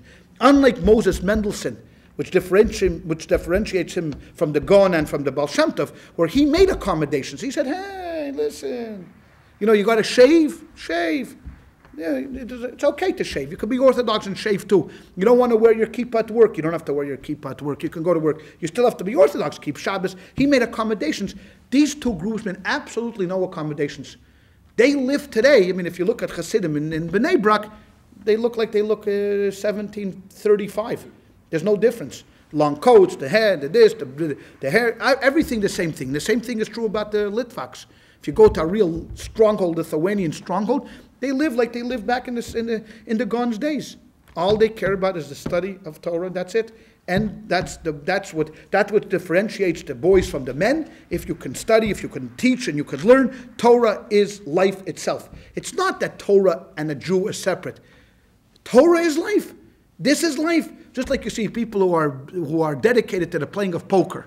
A guy who wins the poker, you know how long they play? They play every day 10, 12, 14, 16 hours a day till you become a good poker player. And the higher up you go, the more you have to put into it, and you have to be good at it, right? Lahavdil of those. I don't want to, equate playing poker to the study of Torah, but that's what they did. 12, 14, 16, 18 hours of study, pilpul, dealing, fighting back and forth. To understand one word in the Talmud could take weeks and weeks and weeks to understand. But that was life, ladies and gentlemen. That was life. We'll never know what it was like because in 1939, this whole world collapsed. It lasted till 1939. As a matter of fact, Lithuania had great yeshivas, tremendous yeshivas, Telz and Baranovich and Mir and Slobodka and the Soloveitchik clan and Volozhin. I mean, these were places where you walked in there, the walls were ringing with the study of Torah. And then you had great Hasidic courts where tens of thousands of people would come visit their Rebbes. All completely disappeared. You can see them now in photographs. Roman Vishniak wrote, had a book display of life before World War II. Or you take Abraham Joshua Heschel's little book about what it was like life in the shtetl. We don't know. We can never appreciate that because even in America, even though you have places in America where you can study, Lakewood, New Jersey, or Cleveland, Ohio, and have a big yeshiva there, and other Brooklyn, New York. But is Brooklyn, New York a shtetl? Even when you lived in the Lower East Side, was it a shtetl? Forget about it. The Lower East Side was not. It was New York. So you lived in a part of New York. There it was life. And people grew up from Pripyatchik. They sing a song from Pripyatchik, Brent, Hafaira, like little kid would go to school at 5 years old. They would study there till the candles burnt out. The next day his mother would walk with him. There was no food. They were hungry. They were poor, but they knew Kametz Aleph Oh, Patach Beis Ba. They knew what Yiddishkeit was. The only thing is that, like I said, nothing stays the same. Nothing stays the same. Russia had its own challenge, Russian Jewry. That challenge came later on in a whole different world. You know what that was? Communism.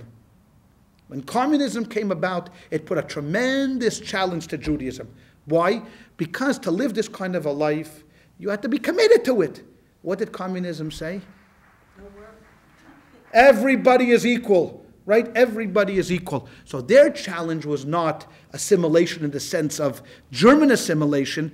Their challenge was assimilation to a political system that would give them freedom to breathe. Because not everybody could buy into this. If you're not a yeshiva guy, if you don't want to live a Hasidic lifestyle, you're looking for something else, but there's nowhere else to go. So people started to read Tolstoy, and people started to read other books of literature, and people started to listen to music, and people started to learn how to read Russian and to speak Russian, and then all of a sudden, bada bing, bada boom, and there was such terrible anti-Semitism in Russia. Such terrible, you talk about anti-Semitism in Germany, Russia was, if not the worst, definitely one of the worst. Poland was, in a sense, bad, but till World War II, they kind of accommodated. The Polish people and the Jews kind of lived this life of accommodation. Sure, there was ups and downs. Russia always had a policy.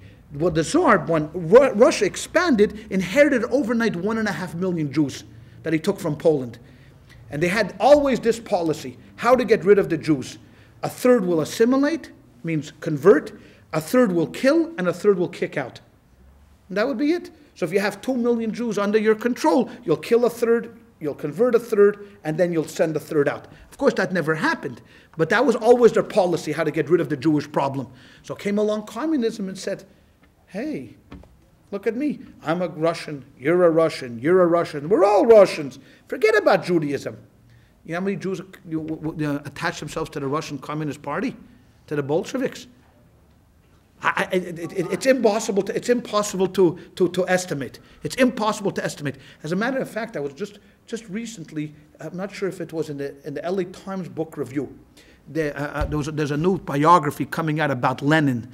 I don't know if it was about Lenin. It was in the or pictures. I'm sorry. It was pictures, a pictorial of Russia, but in between 1915 and 1925, because that was the period of 10 days that shook the world. The October Revolution, when, when the Mensheviks, the dummies, we were so weak, and that the Bolsheviks came in and just basically sneezed and blew them out of office.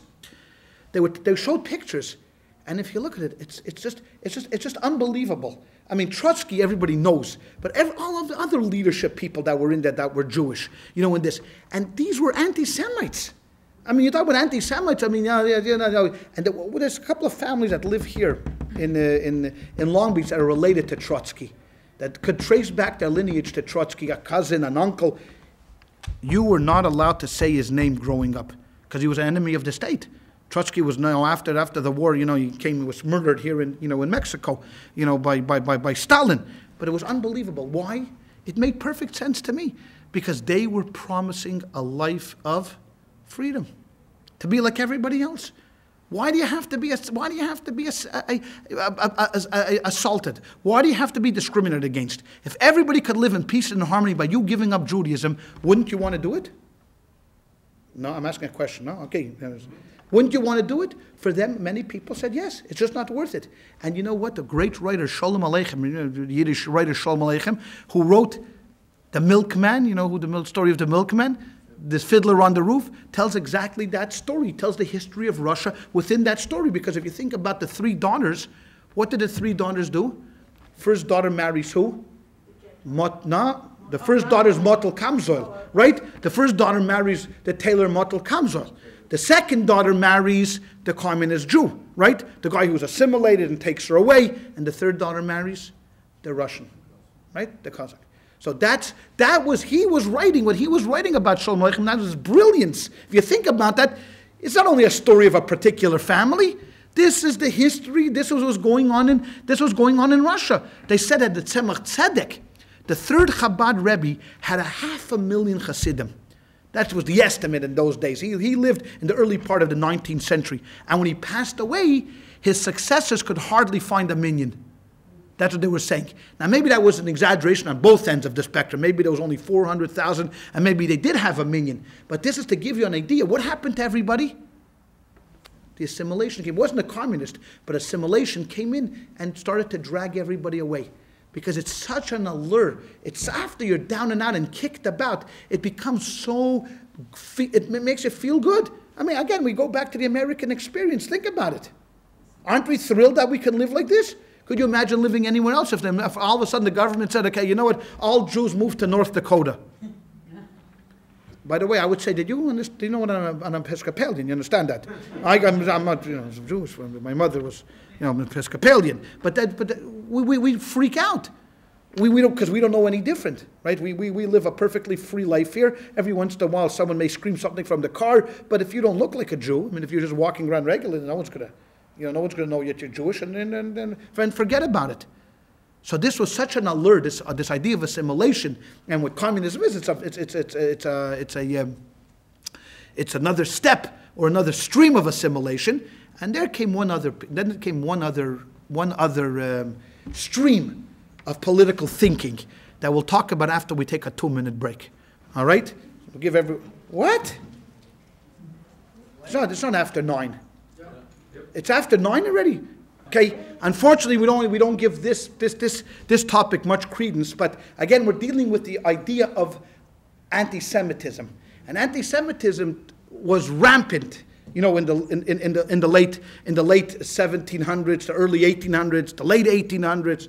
So there was a number of different issues that popped up, and a number of different political ideas popped up, religious ideas popped up.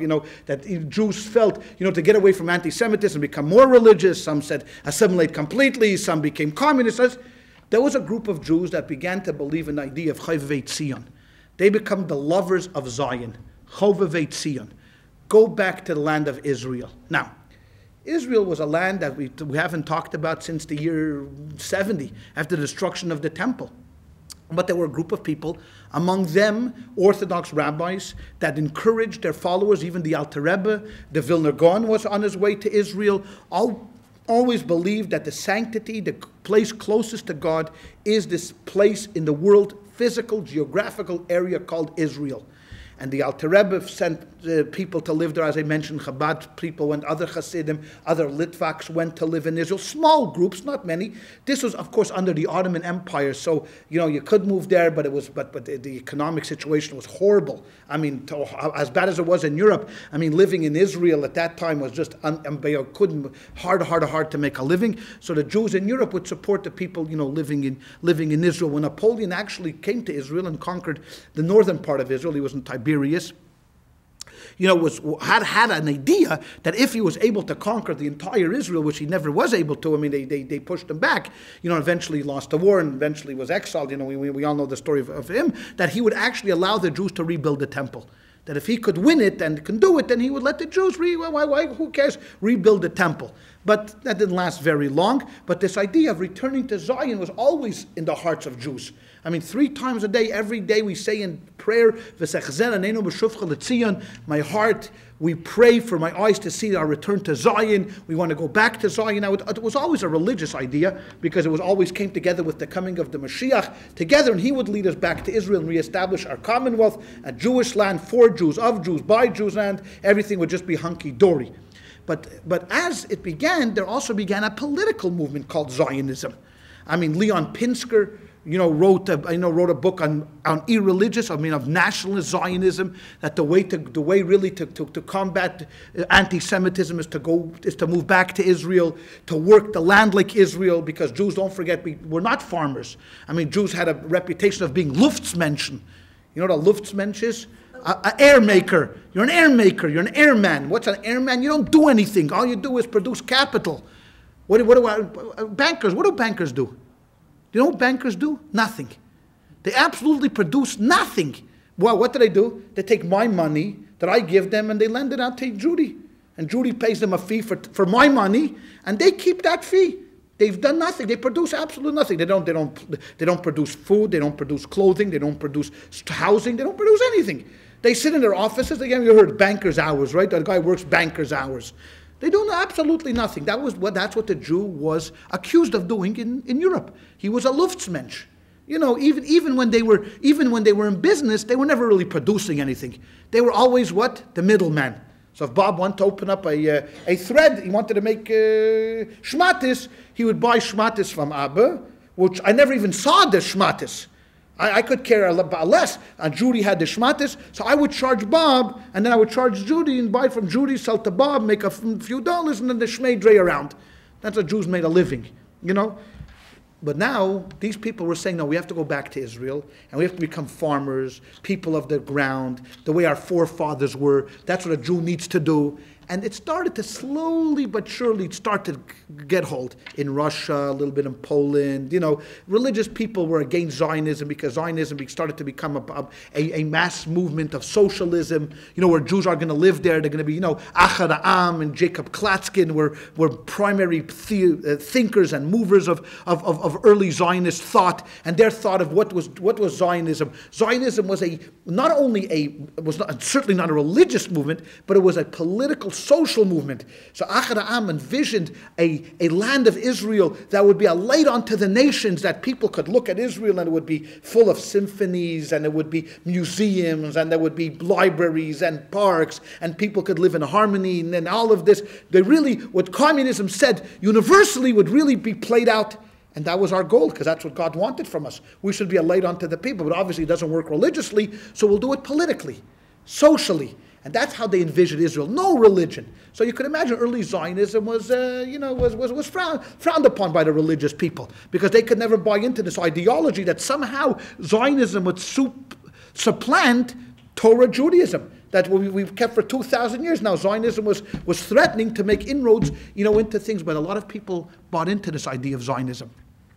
And if you looked at the early part of last century, my father, we often talked about this because he grew up in a town that was close to Ukraine, Russia, and Poland. Every few years it changed hands. But he said it was quite common, if you had a family of 5 sons, that they were all completely different. They could be sitting around the table, and one could be a chassid, one could be a Zionist, one could be a communist, one could be an assimilationist without being any of the thing, one could be a Bundist, one could really then be a religious Zionist, one could be a modern Orthodox guy, a Yekes, modern Orthodox, Torah, Derech Eretz. You had 5 sons and everybody wouldn't talk to each other. Because the chassid definitely wouldn't talk to the communist wouldn't talk to the Zionist wouldn't talk to the Bundist, and the other guy wouldn't talk to anybody. So it was, what? Bundist was Jewish communists. See, communism said no religion. Bundist said communism with Judaism. We had a guy lived next door, and I grew up in a Hasidic home. My father was religious. My mother was religious. What did I know? I didn't know anything. I just knew going to yeshiva. And until Montreal, there was only 2 things that mattered in our lives. One was God, Rebbe, God, and then Lubavitcher Rebbe, which was a very, very next second, and hockey. That's all that mattered. Finished. Hockey and religion. So next door to me lived a Bundist. I didn't know what a Bundist is, but I remember when I was a little kid, maybe about 10 years old, and me and my father walking Yom Kippur to Shul, and this guy next door to us, because we lived in a duplex, so our houses were attached, gardening on Yom Kippur. And I said to my father, how could this Jew, because I grew up in such an intolerant environment, because it was only religious. If somebody wasn't religious, two on them, And I said to my father, how could this guy garden on Yom Kippur? That's no Yom Kippur. And my father telling me it's because of the war. Because after the war, he gave up faith. Then later on, as I was growing up, and then I remember that they said, Mr. Palivada was his name, he's a Bundist. And I would say, what's a Bundist? And then my mother would start to explain to me, they were religious, communist, not religious, but Jewish communists that believed in the Yiddish language, Yiddishist, all of that stuff. So there's all these avenues you can travel, pick and choose. The Zionists were slowly making inroads, but you know what? Every time you need to have some event that's going to really jolt you out. Like the Baal Shem Tov coming around, that jolted. Hasidim could have been piddling along for centuries and not gaining much steam. The Baal Shem Tov was the impetus to get the Hasidim moving. What happened? You had mentioned it before. It was the Dreyfus case.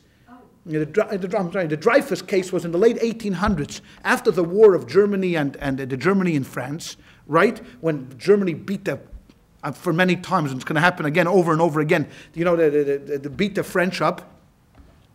Alfred Dreyfus was a low-ranking nobody.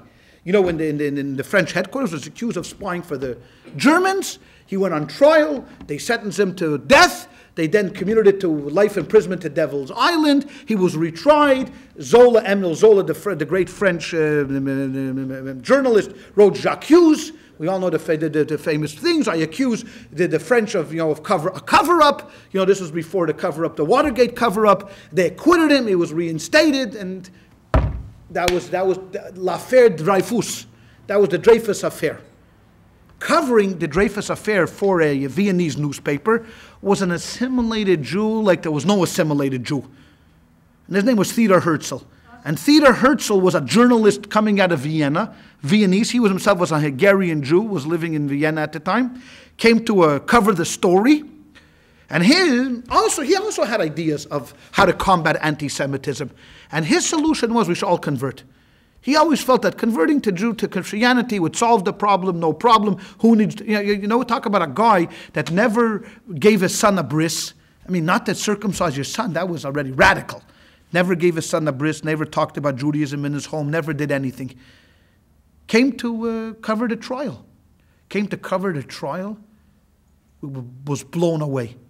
By what? By anti-Semitism. The anti-Semitism in France that was going on in the late part of the 19th century, death to the Jews were in the streets. The cartoons, you could look it up today. You see what the cartoons were in the newspapers, the editorials in the newspapers.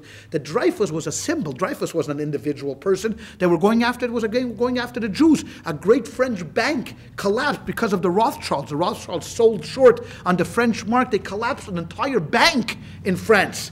You know what that means? That one of the national banks collapsed, went bankrupt, and they lost money, and it was all Rothschild's fault. The Rothschild brothers did this, basically. So it was the Jews, again, that ruined France economically. It was the Jews through Dreyfus that ruined us militarily. It was the Jew. And he saw this, Herzl, and Herzl had an epiphany. That there's no way we're going to be able to assimilate. The only way we can do it is through one thing. Our own country. Now, he wasn't sold on going to Israel. He wasn't sold because he was not a religious Zionist. He was a guy that was just getting new to the movement. But you know what happens when you get a Baal Tshuva? When you get someone new to the movement? He took this on like crazy. He became literally obsessed with this. He died at 44 years old.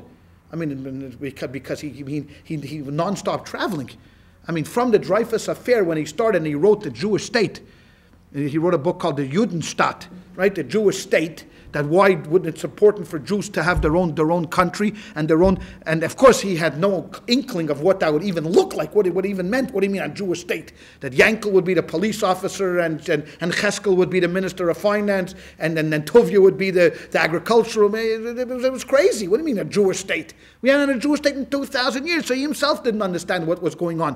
But in 1897 in Basel, Switzerland, he organized the first World Zionist Congress. Against everybody said, no way, he's never going to be able to pull this off. And he had people come, they say there, the people who were there's pictures of the first Zionist Congress. It was in the heat of the Swiss summer. He made everyone come in top hats, in white gloves, because he was a Yekka, he was like a German. So he came in, you always see Herzl always well-dressed, a black beard, looking very stern, and that's what he was. And he made everybody come the same way. Even the Polish farmers that showed up, he made them dress up with these top hats. They looked like little dummy, like Groucho Marx coming to the night at the opera. That's what it looked like. Like Harpo and Groucho dressing up in tuxedos. This is the way they showed up, and he made them sit there the whole day in hot. They were sweating, no air conditioning. Interesting enough, why was it in Basel, Switzerland? Why was it? He wanted to do it in Germany, but the Reform rabbis were against it. The Reform rabbis didn't want Zionism. The religious didn't want Zionism, and the Reformers didn't want Zionism. The Reformers said, why do we have to go back? We're Germans. Why do we have to go back to Israel for? They didn't want it. The religious didn't want it because they said the Mashiach has to come. So before Mashiach comes, no one's interested in going back. So who did he gather? A few guys, few people who had nothing to do in the summer. They said, hey, you want to come to a conference? Sure, why not? Come to Basel, Switzerland. Show up on this day. We'll be the first Zionist Congress against Rothschild in Britain. Wouldn't meet him. He came to London to meet Rothschild, and Rothschild was already a Zionist. Wouldn't meet this nut. Everyone said he's crazy. He's nuts. He was so passionate and so focused that by the third Zionist Congress he put forth a proposal. Why go to Israel? Israel's going to be a problem. Why is it going to be a problem? Because there's people actually living there, so it's not so easy moving in. But there's early Zionists misunderstood this. They thought they'll move in there. Everyone's going to move out. They'll go willingly. Well, the Arabs are going to. Who cares? What was Palestine then in 1900? It was nothing. It was a rat-infested, disease-infested piece of land that no one cared about. They underestimated that when you scratch someone's hand, it actually itches if you bite. A mosquito bites. They never thought about that. But that problem would only happen later. So he put a proposal about going to Uganda. Because the British government said, why do you have to go to Palestine and make trouble with the Arabs? Go to Uganda. No one's going to care. Who's going to care? So naively, I think he was naive, put forth this proposal. When they saw this proposal, they laughed at him. This killed them. They said, what are you, nuts or something? Go to Uganda. Why not go to New Mexico? Go North Dakota. We'll go in Uganda. Of all the places in the world, Uganda. So they laughed at him. Okay, he naively thought, well, what do you have to go to Palestine for? And there were many proposals on the table. There was actually a proposal, there's a little island near Niagara Falls in the United States, the northern part of New York, that there were Jews there that wanted to buy it. I don't even remember what... Is it $1,000? I don't know what it is. It's an island there that Jews thought they'd make a proposal to the American government to buy it for a Jewish homeland. No one cares about it. It's somewhere in the middle of the Great Lakes. Who cares about it? Lake Kitchagumi, or somewhere over there. They put the Jews over there near Lake Huron. No one's going to hear of them. No one's going to see them. And they went actually, and they wrote a proposal. They were going to pay like $20 million. Talking about 1900, 1910. $20 million was a piece of change that they were going to buy from the American government to found. But I don't think the American government was too willing. What? Have Jews live in the middle of this country? And if they didn't say no, the Canadians said no. One of them said no. But there was a number of different proposals how to do it because Palestine was A, no one wanted to go there, and B, the Arabs were living there. Eventually he died, but before he died, what he did was the movement had legs. The movement now had legs, and they had people, Chaim Weizmann and others, Yudishkin, and other great Zionist leaders now started to really agitate, to form a real movement, to start to move. And there was a first Aliyah to Israel, then the second Aliyah, and then the third Aliyah, and all during the Aliyahs, 10,000 went, 20,000 went, 30,000 went, slowly but surely. The problem was that after the first Aliyah, for every Jew that went to Palestine from Russia, 10 went to America. 10. If there was 10,000 going to Israel, 100,000 moved to the United States. If there was 50,000, 500,000 moved to the United States. Why? Because in Palestine, what did you hear? Oh, we're going to have to work hard. We're going to have to break our backs. What do you hear in America? Just come with a shovel and a bucket. That's all you need in America. Why the shovel and the bucket? That's it. All you got to do is shovel it, put it in the bucket, shovel it and put it in the bucket. And you know, if you watch the movie, there's a little movie that we used to watch with our kids all the time. It was called Fievel the Mouskowitz family. Fievel, but the second one is Fievel Goes West. The first one is his trip from Russia to America. And that was the whole experience of the emigration of Russian, and it was played through a mouse family, Fievel Mouskowitz and his sister and his father. And the whole song is, there's no cats in America. Because, in America they heard there's no cats, and they're on the boat, and they're all singing, there's no cats in America, and they're all they're getting these little stomachs because they're eating well on the ship, while the Jews are upstairs on the ship. These Jewish mice are down there, and everybody's singing and dancing, and to their great shock and amazement, guess what? They get off the boat, cats in America. But still, they all thought, oy vey, can you imagine what it's going to be like? We're going to sit back. We're just going to have cheese in every house. Will be these big, fat pieces of cheese. We'll never have to worry. We'll never have to fear for anything. It was a fantastic movie. And it gets sad because he gets blown overboard, and then he has to make his way through Ellis Island. There's the whole story, and then how in New York he finds his family. And it's for my children, it was an unbelievable learning experience. They did a brilliant job in just talking about that experience from Russia, because that's what Jews thought. You come to America, it's no problem. Okay, anyways, there's mice and there's cats in America and all of that. In Israel, it's a different story. In Israel, was run by the Turks, and the Turks open the border, close the border, open the border, close the border, open the border, close the border. Now, there's one funny people live in the world. I mean, every nation has its own idiosyncrasies, and every nation has its own history, and every nation, you could write volumes and volumes about. But there's one nation that's quirky, very quirky. That is Britain. Britain, if you want to read a great book about the theme that I'm going to be talking about now, Barbara Tuchman wrote a book, great Jewish historian. It's called The Bible and the Sword. It talks about Britain's obsession with Palestine. Okay? Britain's obsession with Palestine. Now, I'm not the world's expert on Britain's saints, but their patron saint is St. Andrew. That's Britain's patron saint. St. Andrew walked to Palestine from Britain. Walked from Palestine to Britain because he wanted to go to the Church of the Holy Sepulchre, and he made a journey, pilgrimage, from Britain to Palestine, Israel, and that was that. That started, was about 1,000 years before. They were obsessed with Palestine. Always underlying in their genes, they wanted somehow a connection to Palestine, a connection to Palestine. And she explains in great depth why, what, how, when. World War I comes along. World War I comes along. Now, Benjamin Disraeli, you've heard of the great Jewish, we call him Jewish. The Goyim call him a Goy. Everybody takes a piece of him, but he was definitely born Jewish and converted just before his bar mitzvah to Anglicanism. He basically, he was the prime minister under that shorty, what's her name, with her Queen Victoria. Okay, so he built an empire. Right? Under him, built the British Empire. As they said, what? The sun never sets on the British Empire. Only thing they were looking for, the British Empire was completely in pieces. If you look at it, they were lords in India, they had Australia, they had Burma, they had Canada, they had South Africa, the Falkland Islands. I mean, if you drew a map around the British Empire, true, it went through the whole world, but it was so disjointed, piece by piece. What did World War I? What did they see in World War I? An opportunity to do what? Connect everything. And how does it connect through? Where? Right through Palestine. You control Palestine, you control everything, because Palestine leads to Jordan, Palestine then leads to Iraq, Palestine leads to Iran, Palestine leads to India. You control everything along that border. Put it on the table. Now, everything Britain does, like most countries, is politically calculated 50 times over.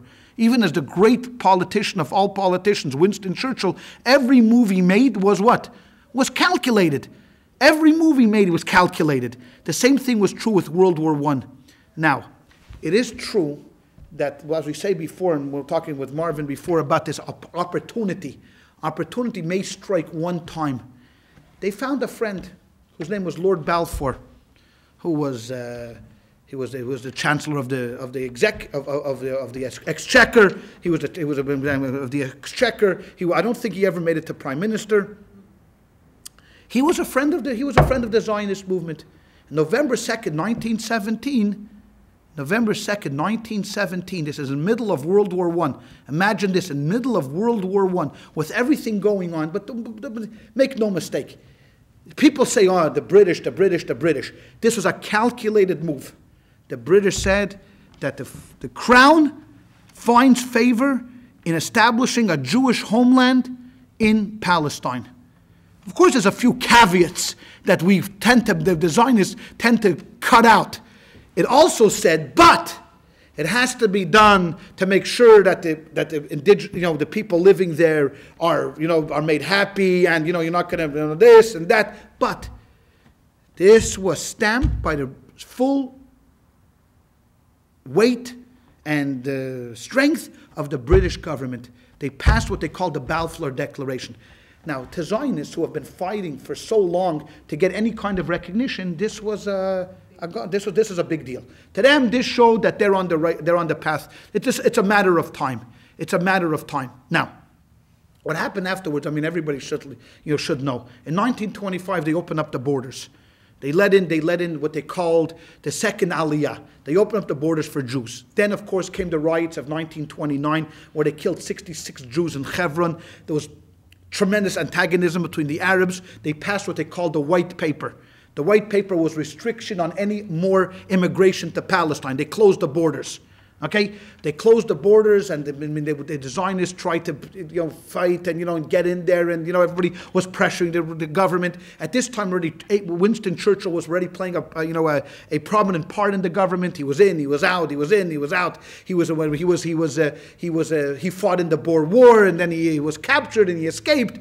You want to read. I mean, Winston Churchill was probably one of the more colorful people in history. Very colorful. I mean, of course, a Zionist. Although the Zionists call him a Zionist, the anti-Zionists call him an anti-Zionist, who knows? But I like to think of him as a friend of the Jews. He did write one paper that the International Jew, that you can't, because he was a virulent anti-communist. He was very, very against communism, and he saw a lot of Jews are attracted to communism. So he put out a public challenge to the Jews. He said, "What are you, crazy? How could you even think of becoming a communist?" That the anti-Churchillians turned into, he's an anti-Semite. He's criticizing the Jews. If you read the paper, you could read it both ways. If you want to read it subjectively and say he's criticizing the Jews, he put out a challenge to Jews. You can't be. Anyways, make a long story short, they wouldn't let Jews in. They closed the borders. In 1939, they again passed a second white paper. This was just before World War II. In 1939, just before Hitler attacked the Jewish people, this was really not called the white paper. This was called there was a name for it. There was a Stanfield, maybe the Stanfield White Paper, something like that. Anyways, Churchill, if you want to read an interesting speech that Churchill gave that proves beyond a shadow of a doubt that he was not anti-Jewish, he got up in front of Parliament, just this 2 months. This was, I think, in maybe May of 1939. This was months before Hitler attacked Poland. And he said, it's a shame that we ourselves promised Jews a homeland, and now we're closing the door on them. Shame, shame, shame on us, for doing that. Anyways, no one realized, I don't think they realized the extent of what Hitler was going to do, to European Jewry at that time. Maybe they would have opened up the borders. Who knows? But America was no better. I mean, Roosevelt closed the borders here too. The spirit of St. Louis. I mean, we know in Canada they wouldn't let anybody in. No one wanted us. That was basically it. Forget about it. Anyways, World War II came, World War II ended. After World War II, the British people they're quirky. He was booted out of office, Churchill. After World War II, the guy that saved the world, literally, against all odds, saved the world, was booted out of office. In office came two anti-Semites, the British Prime Minister, but thank God they voted him back in, I think, in 50. They voted Churchill back in 1950. 1948, we all know in May of 1947, there was a vote in the United Nations partitioning. In November of 1947, there was the partition vote. Britain abstained. Our good friends, the British, abstained on that vote. The United States voted positive. The one that really shocked everybody was the Soviet Union, voted positive, and once Russia voted positive, all the Eastern Bloc nations voted positive. The vote was 33, I think, yes, maybe 13 no, and 3 abstentions or something like that. And they partitioned Palestine. Oh, no one would have believed that. In November of 1947, they partitioned Palestine. This was 30 years. In May of 1948, they raised the flag, and they established what we now know as the State of Israel.